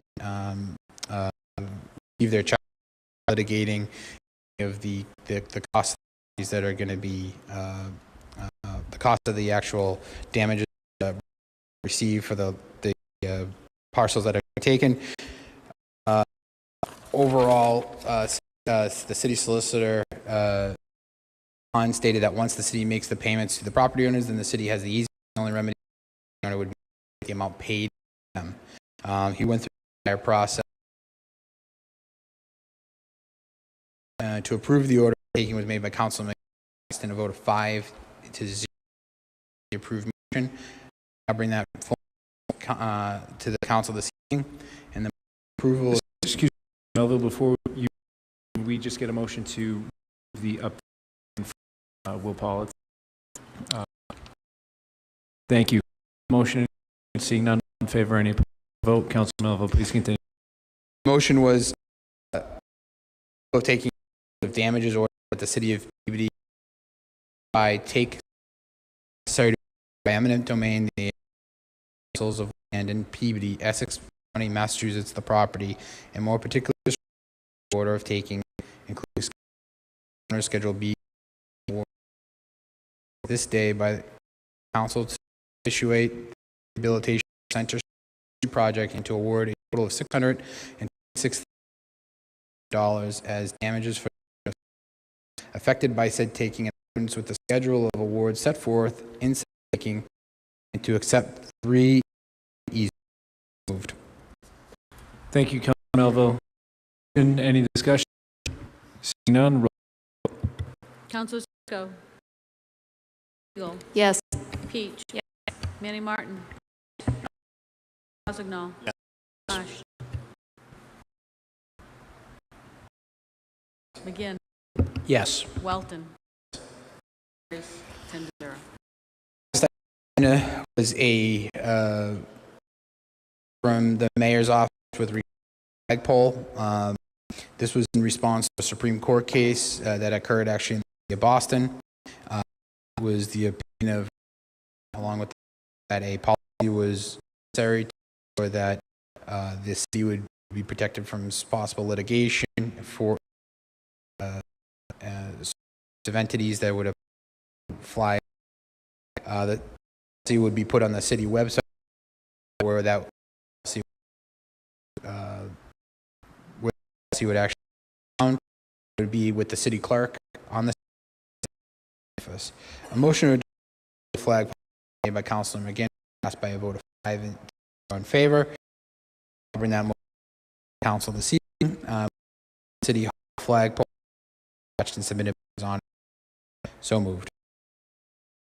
Thank you, Melville. On the motion, Councilor Manning.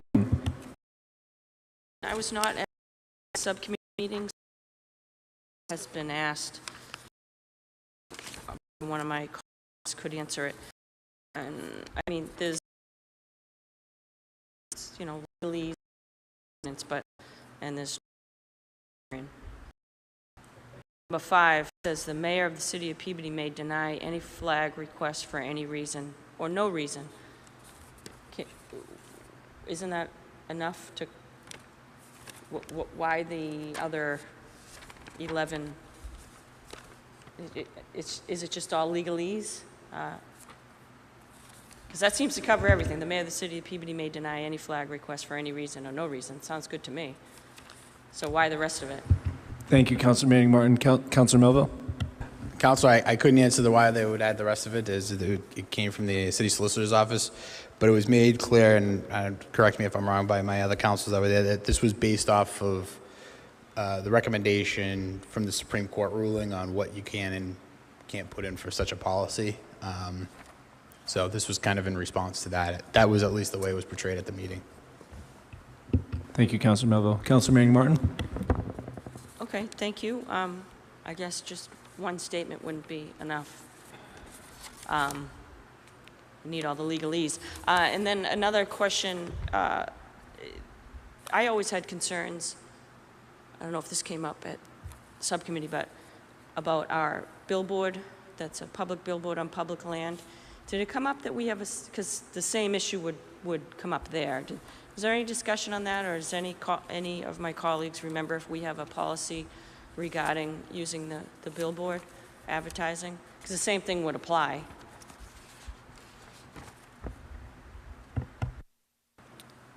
Councilor Turco. Thank you, Mr. President. Through you to Council Manning Martin. Council Manning, I had the same question regarding the banners that we put up over Lowell Street. So I was prepared to make a motion during motions, orders, and resolutions for a legal opinion as to whether we had or need to have a policy on banners. If you would like me to make a co-motion with you, either now or at motions, orders, and resolutions to ask for a legal opinion about billboards also, we could do both at the same time. I think that's a great suggestion, and I'd prefer co-motion. Thank you. I'll make, through you to the clerk, I'll make that at motions, orders, and resolutions. Okay, good. Thank you, Councilor Turco. Thank you, Councilor Manning Martin. You still have the floor. No, nothing further, and thank you very much to my colleagues for providing that information. Thank you, Councilor Manning Martin. Excuse me, any other councilors? So there's still a motion on the floor. Any other discussion? Seeing none, roll call vote. Councilors Turco, Yes. Daigle. Yes. Peach. Yes. Manning Martin. Yes. Gould. Yes. Rozignol. Yes. Gamache. Melville. Yes. McGinn. Yes. Welton. Yes. Motion carries 10-0.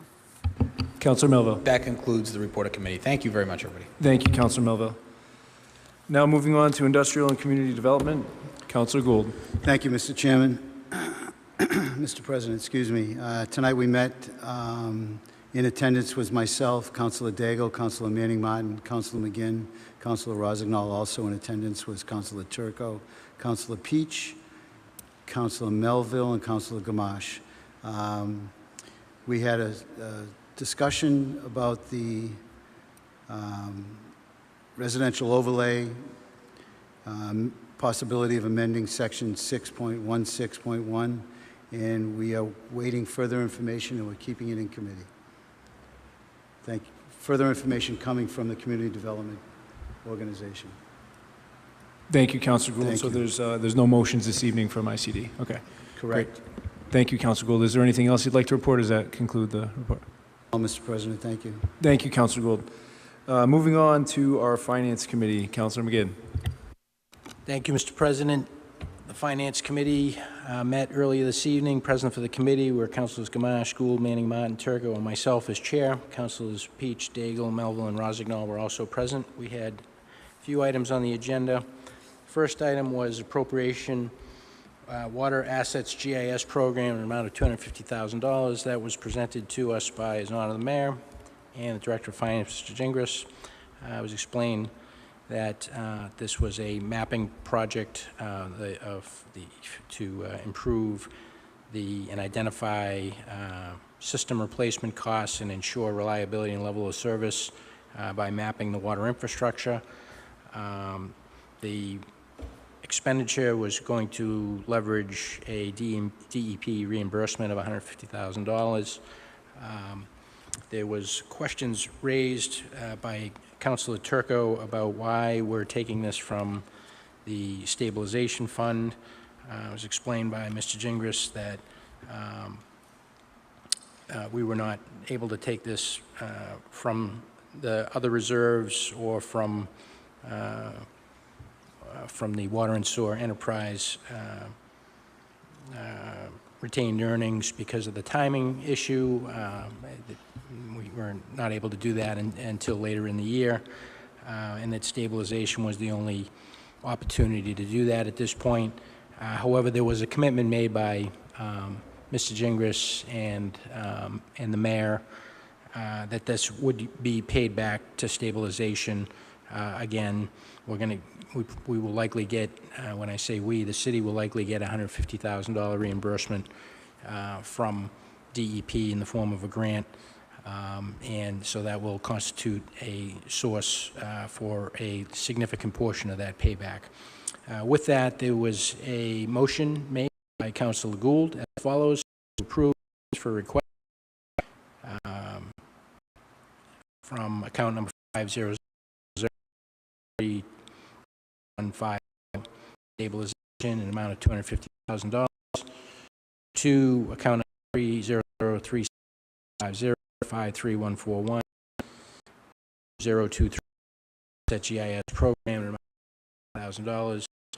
Mr. President, passed the Finance Committee unanimously. I now bring it for consideration of the move. Councilor McGinn, Councilor, you've heard the motion from Councilor McGinn on the motion. Any discussion?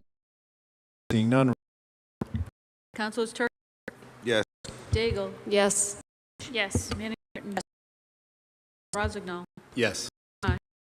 Bill, Yes. McGinn, Yes. Welton, Yes. 10. Councilor McGinn. Thank you, Mr. President. Next item on the agenda is transfer fund CPC pond restoration amount of $234,000. It's presented again by Zon and Director of Finance, Mr. Chris. Questions asked by Councilor Turk. Actually, he asked that Conservation Agent Negro clarify what she clarified to the CPC about some pre-work need to be done before this forward with this project. And she did, if those approvals from DEP would be, they would not need the money, and it would to the CPC.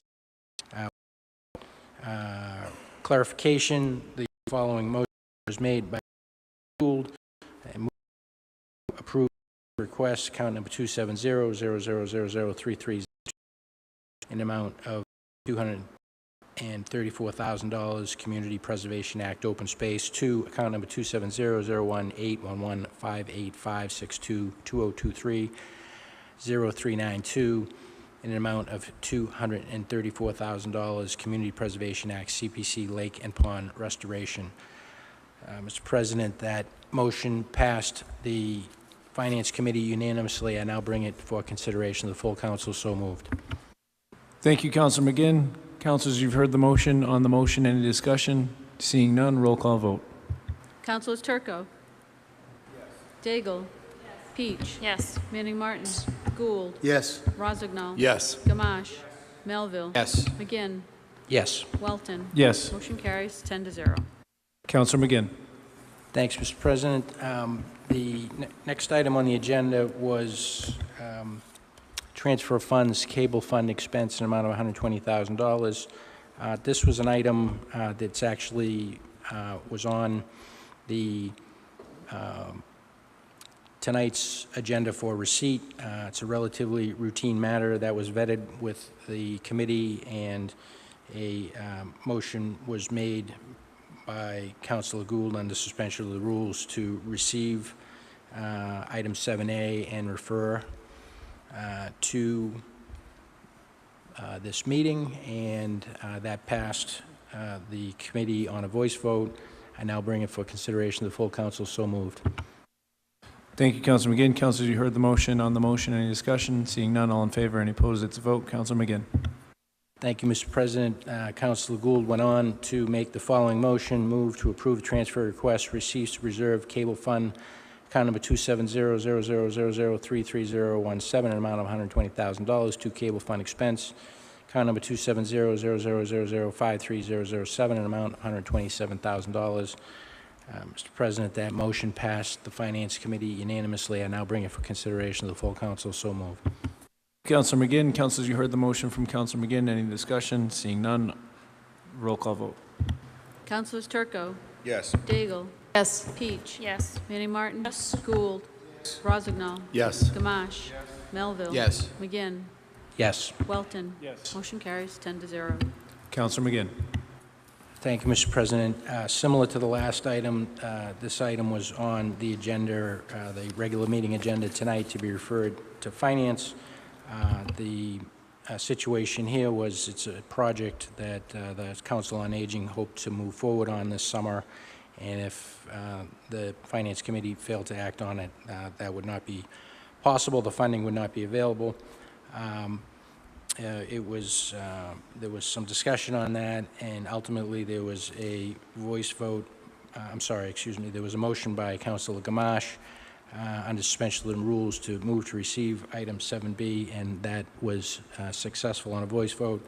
Mr. President, I now bring that for consideration of the full council. So moved. Thank you, Councilor McGinn. Councilors, you heard the motion. On the motion, any discussion? Seeing none, all in favor, any opposed? It's a vote. Councilor McGinn. Thank you, Mr. President. Councilor Gould made the following motion.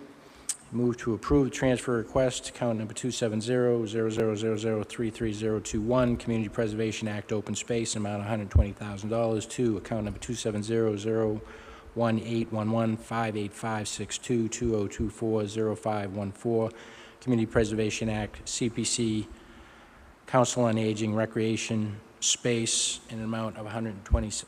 Mr. President, that motion passed in committee by a vote of 4-0 with one voting present. I now bring that for consideration of the full council. So moved. Thank you, Councilor McGinn. Councilors, you heard the motion. On the motion, any discussion? Seeing none, roll call vote. Councilors Turco. Yes. Daigle. Yes. Peach. Yes. Manning Martin. Present. Gould.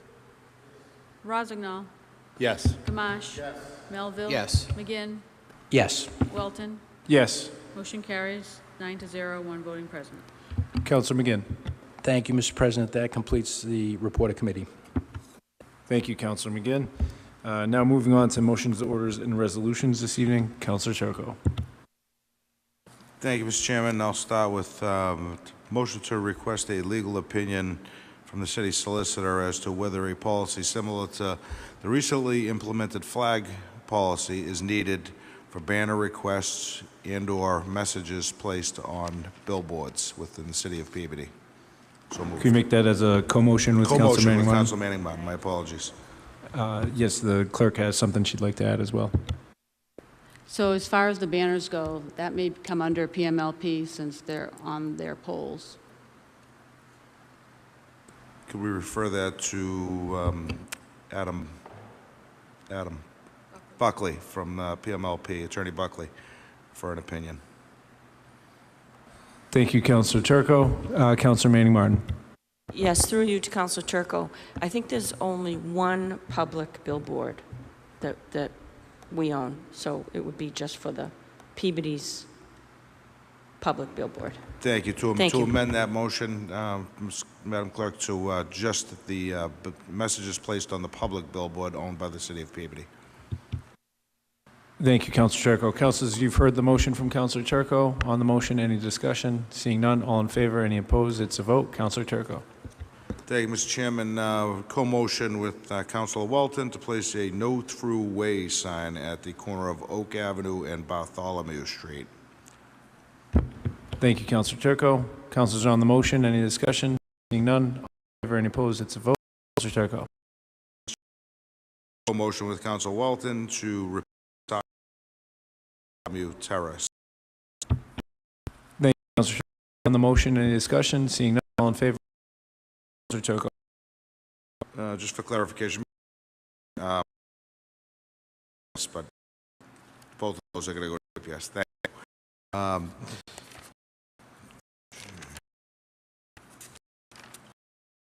This is move to approve item 9D, taxi driver's licenses. License 3, Jamie Mahey. License 4, Kent. License is being. Thank you, Councilor Turco. Motion, any discussion? Councilor Turco. suspension of the approve item 9E, request for State Road 2003, Antrim Road, September 2nd. All papers being in order. Thank you, Councilor. You also have one which is your request. Item, yes, items F. Turco, Council, the motion. Any discussion? Seeing none. For any opposed? Move to receive 9 North Shore Community 7 all papers being in Thank you. Councilor. All in favor? Go. Lastly, we have a responsible employer ordinance that I had put in legal affairs sometime within the last year, but well over 6 or 8 months ago, through no fault of the chairman, Councilor O'Neill. We've been waiting for a response from the mayor, as well as purchasing agents, as to what any opposition they may have to this, or any changes they'd like to see made. We haven't received those yet. So at this point, I'd like to remove that from the Legal Affairs Committee. And it was a co-motion to put it there with Councilor Gamache. So I'd like to bring that before the full council and schedule it for one of the September meetings if possible. Thank you, Councilor Turco. Councilors, you've heard the motion on the motion. Any discussion? Seeing none. All in favor? Any opposed? It's a vote. Councilor Turco. Thank you. I just wanted to ask for clarification from the clerk as to, is that the proper procedure for pulling the, I've never had an item removed from committee, so I want to make sure that that was properly before us. Councilor, I believe that as soon as you pull it from committee, it's on the council floor.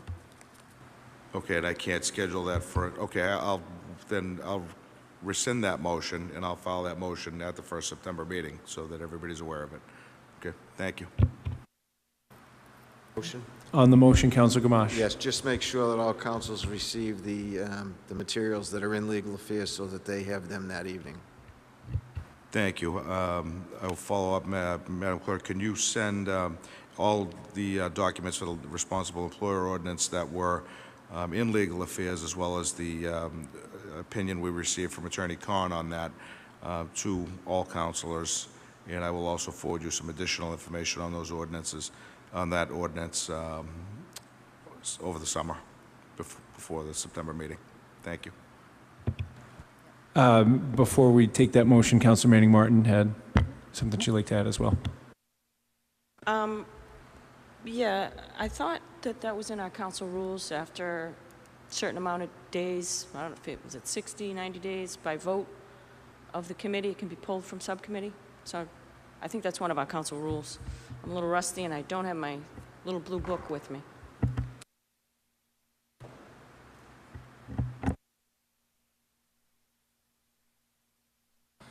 Councilors, if you could just give us a couple seconds to pull that up.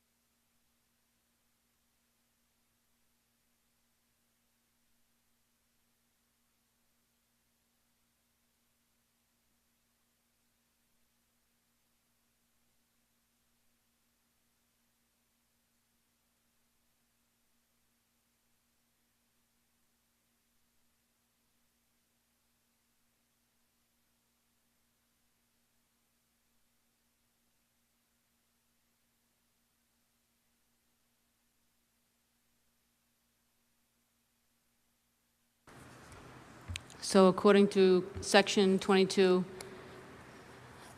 except as otherwise provided in Sections 19 and 21 hereof, the committee shall report out of committee any matter referred to it within a reasonable period of time. However, if a matter has not been reported out of committee within 60 days after such referral, the matter may be brought before the council by a majority vote. There you go. Just put it to vote and pull it out of council. Out of legal affairs, I mean, right?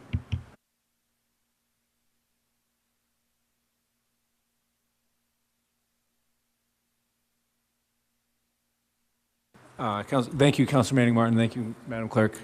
Councilor Turco, would you like to amend your motion to reflect the new information we just received? I'm slightly confused because I thought that was my original motion, and then we would have had to have heard it tonight if I did pull it out of committee, so I need to wait till September. Is that not the case? I could pull it out of committee and schedule it for September? Well, the council rules just state the matter may be brought before the council by a majority vote. It doesn't specify right away. Okay, so that I would like to schedule that for, do we have a busy first September meeting? Because I'll wait till the second September meeting.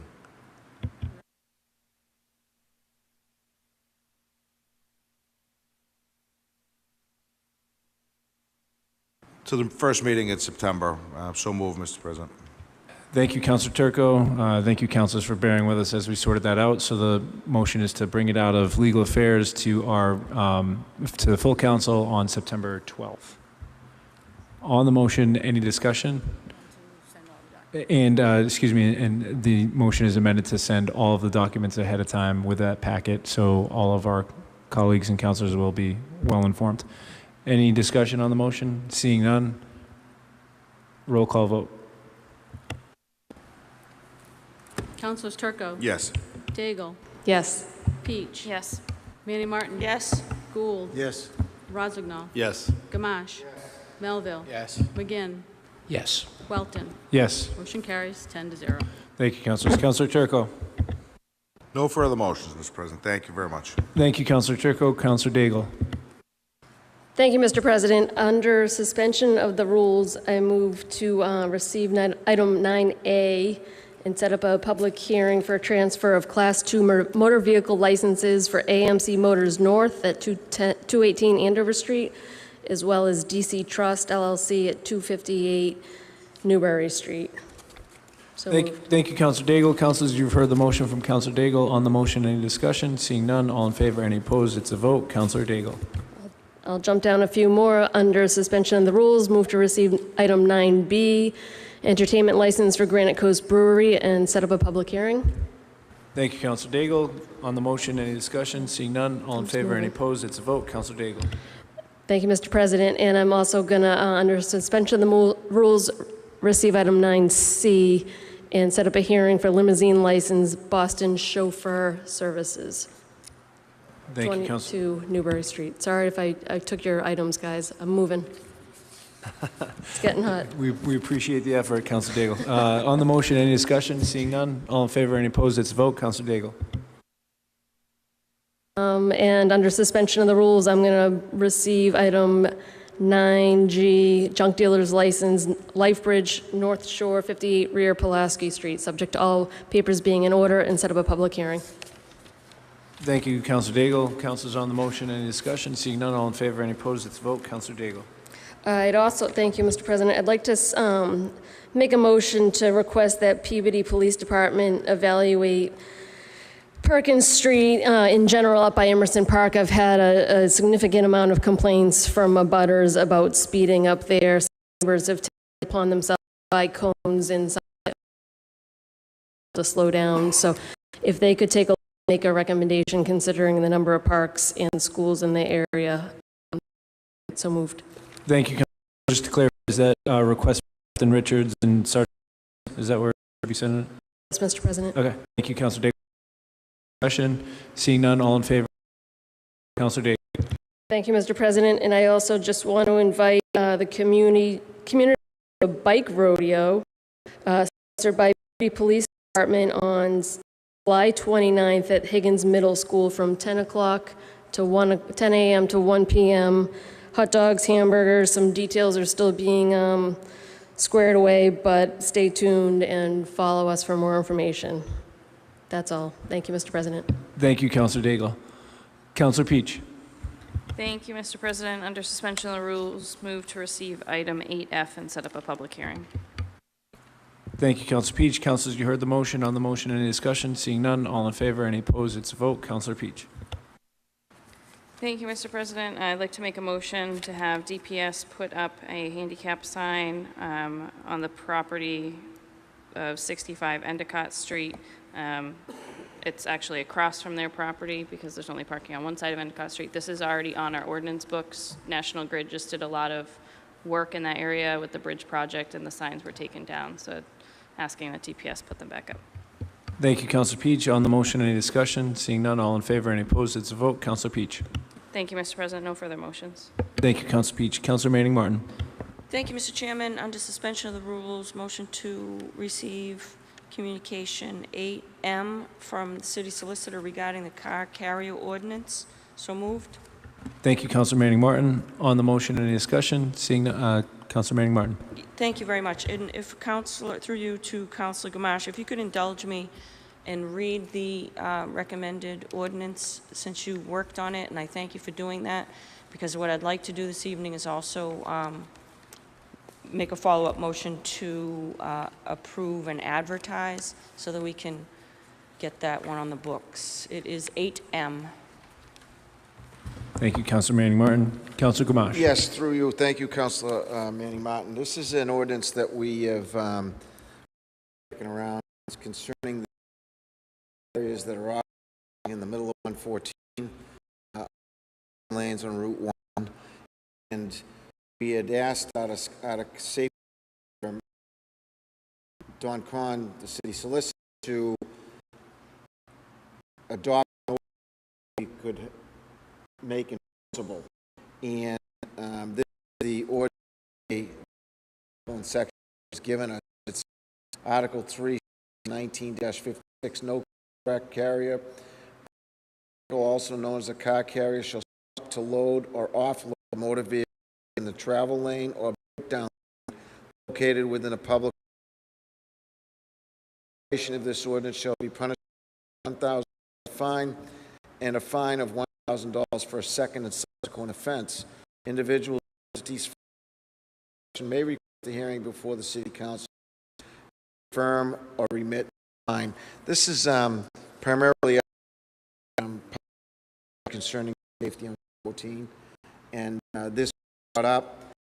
They are still doing it, and it's something that's got to take care of, and advertise if can as possible so that we can get enforcement on this issue. Thank you, Councilor Manning Martin, to do this. Thank you, Councilor Gamache. Councilor Manning Martin. Thank you, Mr. Chairman, and thank you, Council. And also, yes, it evolve out of municipal safety with the Route 114 issue, but also, as we know, it's issues on Route 1 and other parts of the city. So it does incorporate that in the language. And again, I thank you for following up with that and getting the recommendation for the draft ordinance from the city solicitor. So with that, I'd like to make a motion to approve and advertise the ordinance Article 3, Section 19-56. So moved. Thank you, Councilor Manning Martin. Councilors, you've heard the motion. On the motion, any discussion? Seeing none, all in favor, any opposed? Okay, excuse me. We're going to do this to roll call. Roll call vote. Councilors Turco, Daigle. Yes. Peach. Yes. Manning Martin. Yes. Gould. Yes. Rozignol. Yes. Gamache. Yes. Melville. Yes. Well, Yes. 10-0. Councilors Manning Martin. Nothing, Mr. Chairman. Thank you very much. Thank you, Councilor. Motions, Mr. President. Councilor Gould. Rozignol. Thank you. Thank you, Councilor Rozignol. Gamache. At this time, I move under suspension of the rules 8H, an application from Dean J. Collins, 258 Newbury Street, Unit B, to set up a special permit hearing. So moved. And the clerk can pick the dates whenever she wants. Thank you, Councilor Gamache, and thank you for that flexibility. You've heard the motion. Any discussion on the motion? All in favor? Any opposed? It's a vote. Councilor Gamache. Under suspension of rules, item 8I, John Roach, manager, Collab Development, LLC, Lot 2-1, Newbury Street, set up a special permit hearing. So moved. Thank you, Councilor Gamache. Councilors, you heard the motion. On the motion, any discussion? Seeing none, all in favor? Any opposed? It's a vote. Councilor Gamache. At this time, under suspension of rules, item 8K, Lisa and Robert Pagnon, 27 Emily Lane, purchase of city-owned land map 011, lot 134, a portion of 2 Linda Jean Way. Move to send this to Legal Affairs. So moved. Thank you, Councilor Gamache. Councilor McGinn, on the motion. On the motion, through you to Councilor Gamache, could you add to the motion to request a recommendation from community development on that as well? That sometimes speeds it up. Yes, as Councilor McGinn had alluded to, we'll also send a communication to community development for an expedition of this. So moved. Thank you, Councilor Gamache. Councilors, you've heard the motion. On the motion, any discussion? Seeing none, all in favor, any opposed? It's a vote. Councilor Gamache. Under suspension of the rules, I'd like to receive item 8P, communication from the North Shore Cape Ann Tobacco Policy Program, and put that into the public hearing for 598 Lowell Street. So moved.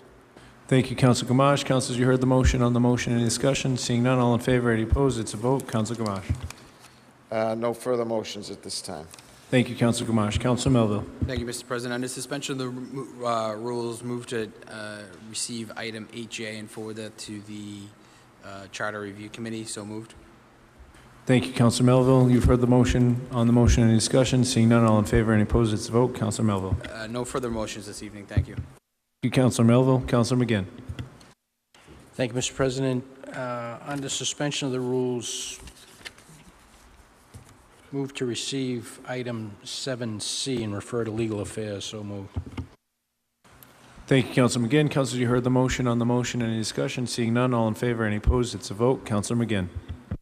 Thank you, Mr. President. Suspension of the rules, move to receive item 8A. So moved. Thank you, Councilor McGinn. On the motion, any discussion? Seeing none, all in favor, any opposed? It's a vote. Councilor McGinn. Thank you, Mr. President. On suspension of the rules, I think I missed this earlier. Move to receive item 8G and refer to the hearing for 4L. So moved. Thank you, Councilor McGinn. On the motion, any discussion? Seeing none, all in favor, any opposed? It's a vote. Councilor McGinn. Thank you, Mr. President. On suspension of the rules, move to receive and approve, all papers being in order, the communication from item 8L, communication from Thomas St. Pierre, Building Commissioner, regarding transfer of special permit 1-2014 Growing Smile Pediatric Dentist and Braces, 79 Linfield Street, Unit F. So moved. Thank you, Councilor McGinn. Councilors, you heard the motion. On the motion, any discussion? Seeing none, all in favor, any opposed? It's a vote. Councilor McGinn.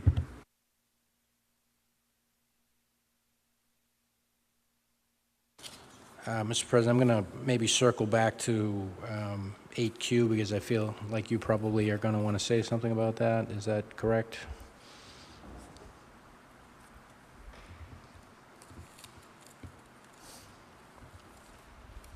I'll pass on that one at the moment. Mr.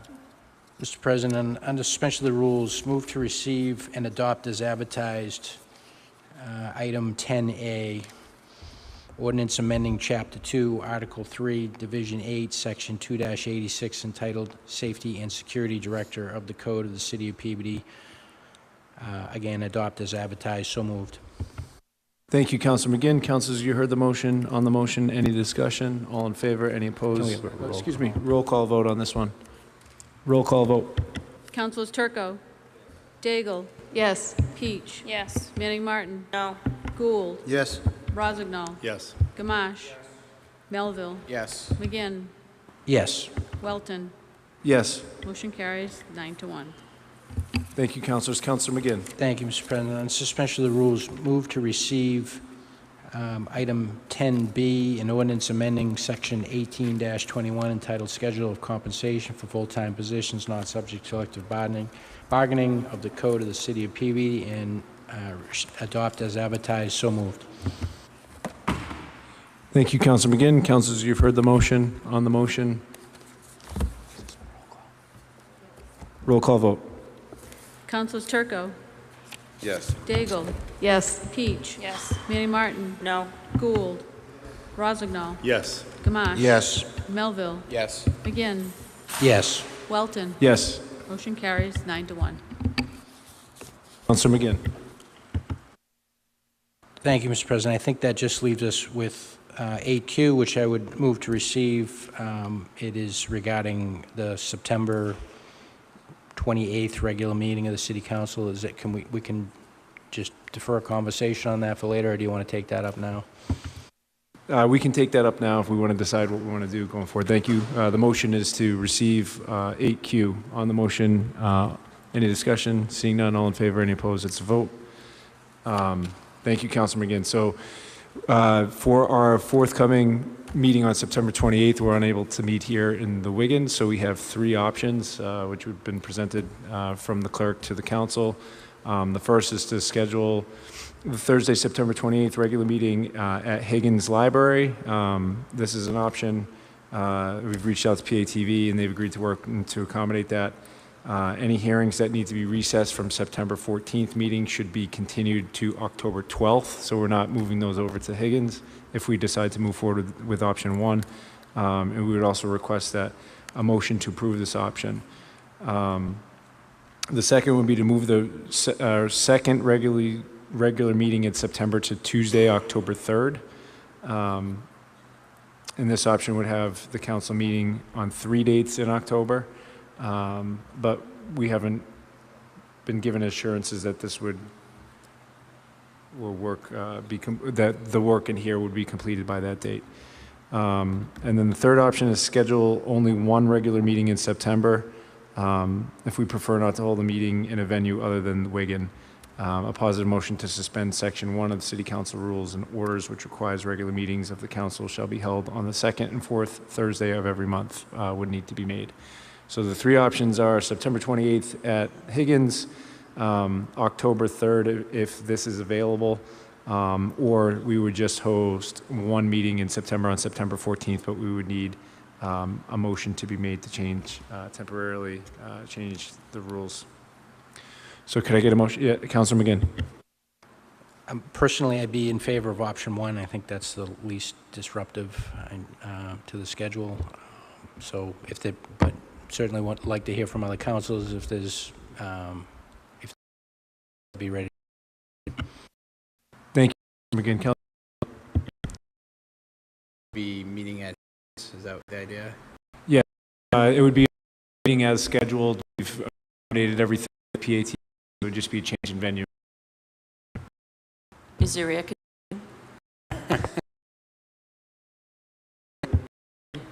Yeah, I don't have an issue. I guess my view is, Mr. President, I don't have an issue just because we're a meeting anyway. I think we want to create further backlog for my colleagues if they have another issue. Thank you.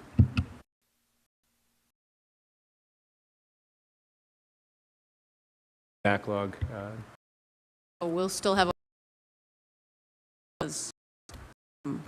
anything that not go there, a different venue, do so. Hearings that night, October, a lot of hearings, maybe another special meeting. Councilor Rozignol. Thank you. I would actually be more in favor of doing the October 3rd. If we're unable to schedule hearings at the Higgins, I would rather continue to get some of these hearings off of our plate and not continue to have a backlog. So I would actually rather to have a meeting on Tuesday the 3rd as opposed to moving the meeting to the Higgins and not be able to have hearings. So. The clerk has something she'd like to say on that as well. I haven't been given any assurances that we will definitely be able to get in here. It's the following, they're going to work up until that previous Friday. And so I don't have any assurances that we'll be able to move forward on that date.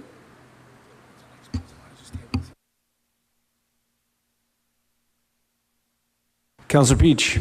Thank you, Mr. President. I understand the reasoning that we can't continue anything from our first September meeting and then move it to a different venue, but what would be preventing us from taking up regular business that has not been heard? Just the fact that then we might continue it and move it back here? New business would be fine, but not new hearings, because then we'd still have the same problem. If I'm going to give notice to the Higgins and then they're continued till October, I'd have to send out, do new legal advertisements and new abutters in order to have a meeting, a second meeting in October at it here.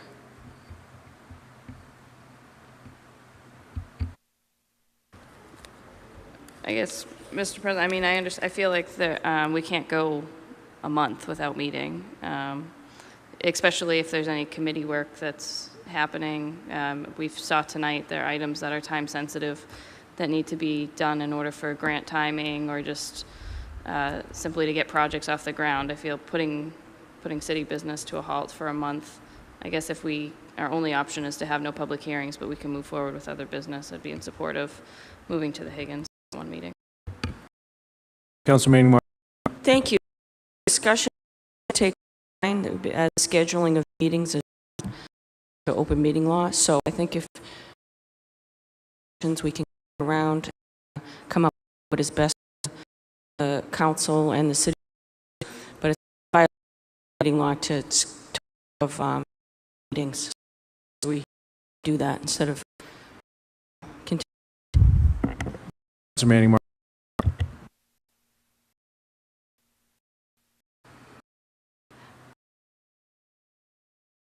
Counselor, and so I feel that we talked about it in public, our venue and possibly, but Just not sure. I'm just not sure you're going to knock it out here. Of opinion. Councilor, thank you, Councilman. Councilor. Yeah, thank you. I hear what Councilor Rowe is saying about third. I just, any kind of, I just imagine we're running of them on their renovation. So that is kind of a certainty is that we and get some to try to give the clerk. I'd make a motion to adopt one, and that there's a tenant or IT department to help with any issues that may arise at the event. So move. Thank you, Councilor McGinn. Councilor, take the motion. I understand where Councilor McGinn. Do you want to just send out an email of all the options and the dates that work best? It seems like we're getting options, but then every time we come back with something, there's a reason we can't do it. So why don't we just do that and maybe understand no problem and to do change to the clerk. We need to change the night. Idea. Ties its change. Is that what it is? well, it's not 24th, and we have elections coming up, and so it would be good. Right. This. If I may, just turn and I think Councilor as well as option 2. We're not sure if we can have that date, so I don't have enough information to make that full.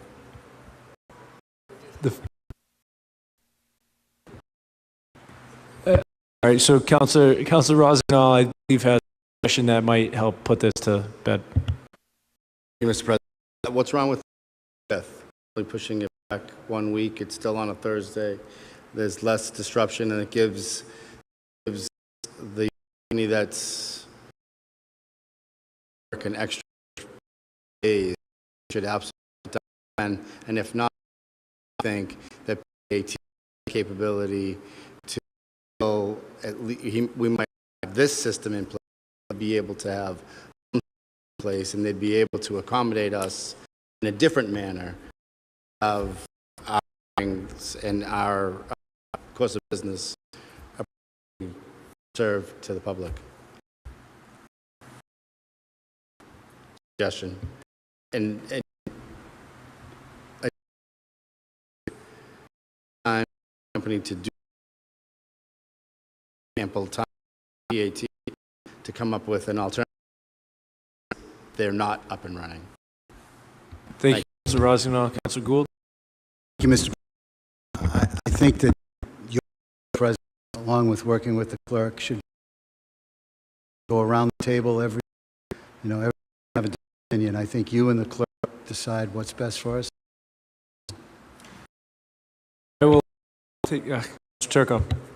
Thank you, Mr. President. The motion on the floor, I'd like to vote on the motion on the floor, so if we could move the question.